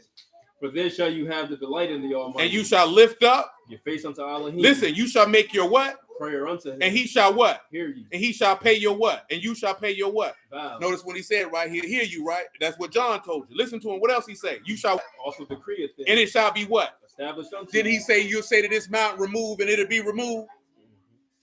But you got to put iniquity far from your tabernacle to be able to pull that off. See, we were talking about that in that Matthew or whichever passage that was. And again, that's referring to the grace and truth. But you got to do what? You got to purge that. Listen to him. And the light shall shine upon your ways. Mm-hmm. When are cast down, then you shall say, lifting up, and he shall save the humble person. That's right. He shall deliver the island of the innocent, and it is delivered by the pureness of your hand. Give him island of the innocent.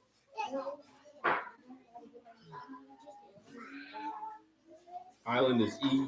That is just means not. Means not. Mm-hmm. And the innocent is not key. Clean. Free from. Exempt. Clear. Innocent. You're clear from all things, right? You'll be delivered. Let's come back to Job 11. I might still have to come back around here to get it right. It's here, right. He said, if iniquity be in your hand, put it far from you. Let not wickedness dwell in your tabernacles. This is what we want, right? But then you shall lift up your face without spot. You shall be steadfast and not fear. Now, of course, we all know about Ephesians 5 that, you should be without spot, wrinkle, or blemish. But again, it's the aspect of being born again. That when you spread out your hands to him, that's right, I didn't get to get it. Did I? What's up? Give me 1 Timothy 2:8. I don't know if I read that last night. I think we did. That's 1 Timothy 2:8. Muffin man. Tubby man. I ain't tubby. I live wait. I will therefore that men pray everywhere, lifting up Kadash hands without wrath and doubting. Without what? Wrath and doubting. Without what? Wrath and doubting. Why? In the like manner also, that women adorn themselves. Paul, remember, right? Because we talked about this over the years, right? When Mashiach was on that stake, guess what he was spreading for? Kadash's hands. And when he prayed, Abba, forgive him, was there wrath in his heart? Was there doubt in his heart? And remember, wrath don't work what? The righteousness of Elohim. And Elohim is slow to wrath. So again, because that's the long suffering. So even in the midst of affliction and persecution, the long suffering of Elohim was manifest, showing you forth that he came forth and bring forth grace and truth. Because number one, he died for people who he shouldn't be dying for. Then on top of that, they persecuting him unjustly. They're killing him unjustly. Still no wrath in his heart. The same thing you saw with Stephen when they stoned him. He said, Father, forgive him. He said, Lord, don't lay this sin at their charge. See, that's when you have transformed your mind from the mind of a man to the mind of Elohim. Even in the midst of persecution and tribulation and suffering at the hands of those when you have done no evil, there's still no wrath in your heart. See, if it still get to the point that you got wrath in your heart, you ain't fully converted your mind. Somebody do something to you, and the first thing you think about, you want to hurt them, you want to do something to them, you want to cuss them out, you ain't converted your mind. Your mind's still the same. Yeah, he said for one of us, don't get it for me. That's Romans 5, man. Give me 5 and 7. Muffin me. For scarcely a righteous man will one die, yet peradventure for a good man some would even dare to would die. even dare to do it. But Elohim commended his love toward us, and that while we were yet sinners, HaMashiach died for us. That's right. Much more then, being now justified by his blood. By his what? His blood. We are saved. The wrath through him. Because see, the wrath ain't going to come till it's over. See, David is another example of that because he didn't have no wrath in his heart dealing with Saul. And Saul was trying to kill him. And there was no wrath in him. Saul was trying to kill him. Most of us ain't never been in no situation where somebody was trying to kill you and you was their subordinate and the law dictated that you were supposed to give them honor and respect. Not one time did you see David speak evil of this man. His son tried to kill him. You never heard him speak evil of this man. That's what he mean when he say David was a man after his own heart, because it's a certain way of thinking. It's a different way of thinking. That's what he mean by let this mind be in you. It don't make you weak. It don't make you a coward. It make you have the mind of God. Because at the end of the day, you done anger Yahuwah to the point that he was moved to wrath, but in his patience and his mercy, he abated the wrath and didn't take you out. Do you not think that every individual in this room, on this stream, on this clubhouse, that you ain't did something, that this man sat up in heaven and said, boy, I ought to kill this nigga? Every single solitary person in here. Ain't nobody exempt. He said, you know what? I ain't gonna do it. You know what I'm saying? Like, that's dead real. So you mean to tell me that he done did that with you and you can't do that with another, but you say, again, what is that? That's that Matthew 5, right? What he said, right? That you might be what? The sons of Elohim. Show mercy on the just and the unjust. What does that mean to you? What does that mean for you? But see, people hear that. That's that soft jump. You just called your maker soft, you coward. You unbelieving, wicked bastard. Because you don't understand how he operates because you don't know him. You know what I'm saying? Because if you knew him, then you would know. Come on, man. This man wanted to kill all Yasharal as one man, and he abated that wrath. He was full of he didn't kill him. I was thinking about what you said with David earlier with him not being to his charge. Amen, Brother Renner. That's right. He ain't put that on nobody else, just him. Just him. He didn't punish Solomon for that folly. He didn't punish Absalom for that folly. He didn't punish Tamar and the brother who raped him. He didn't do none of that. Strictly with him. But he punished him. Didn't lay the folly at his feet. See, we don't even know. Most of the time, man, we be going through the text. We don't even know what this man talk about or what he, boy. That man lay folly to your feet, boy. You're done. That's a wrap. It's over with. Ain't nothing to talk about. Ain't no forgiveness. Ain't none of that. Ain't no mercy. You're finished. He laid Saul's folly right at his feet. He laid Absalom's folly right at his feet. You just seen it with Judas. His folly was laid right at his feet. It wasn't nothing to talk about. It wasn't nothing to discuss. It wasn't no forgiveness. It wasn't no clearance. You're done. You don't want to live a life like that where you get to the point where it's like, okay, now I'm good. And the only reason why we would get to that type of point is because we still have a carnal mind. That's what gets you to that point. Get it for him, man. Romans 8:5. We finna get off of here. Muffin, man, and Abigail. For they that are after the flesh do mind the things of the flesh. They that are after the what? After the flesh do What mind they the mind? things of the flesh. For they that are after the ruach mind what? Things of the ruach. See, when you mind the things that's after the flesh, you love death. Go ahead. Carnally minded, death. And to be spiritually minded, life and peace. Because the carnal mind is enmity against Elohim. And it's not subject to the law of Elohim. Neither indeed can be. Uh-oh. So then they that are in the flesh cannot please You Elohim. can't please Elohim when you carnal. But you are not in the flesh. But you are not in the flesh. But in the ruach. In the ruach. If so be that the ruach of Elohim dwell in you. And you? Any man have not the ruach of HaMasiach. You are none of his. And if HaMasiach in you, the body is dead because of sin. The body is dead because of sin. But ruach, life because of righteousness. Because you believed. You see that he's manifesting the grace and truth that the man came to bring. That's all of that, but hallelujah for Yahusha. We'll start right now. We'll come back to Job 11 on Wednesday. But I appreciate y'all this evening. Bless y'all the house of Elohim in the name of Yahusha. I love y'all. Appreciate y'all. Did y'all understand all of these things? You know what I'm saying? Just lay it to heart, man. It's because at the end of the day, when you're dealing with the grace and truth aspect, praise you, brother. Man. When you're dealing with the grace and truth aspect, you're dealing with the aspect of taking on the mind of God. Your Elohim is a merciful Elohim, and he's steadfast and faithful. So that's what it's about. It's taking on his mind. And I'm going to be honest with you. You don't take on his mind just by reading the word all day. You take on his mind by actually purging your mind of all things that are contrary to him, and then filling your heart. What did we just read in Job 22? He say, receive his instruction and lay up his words in your heart. So that means his word got to dwell in your mind.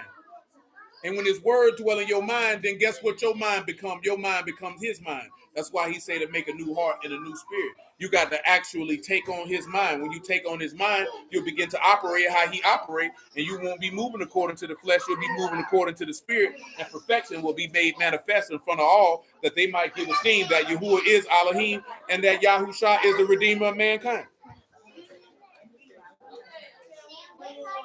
Again, I appreciate y'all. Shalom, bro. Praise Yahuwah, Sean. You know what I'm saying? Bye-bye. You know what I'm saying? I appreciate y'all, though, man. Y'all willing, we be back at it Wednesday, man. Make it do what it do. And we'll keep traveling down this road. Which day? Of grace and truth came by Yahusha HaMasiach. So, y'all willing, man, to the next one, man. Tomorrow. Bye-bye, Summer.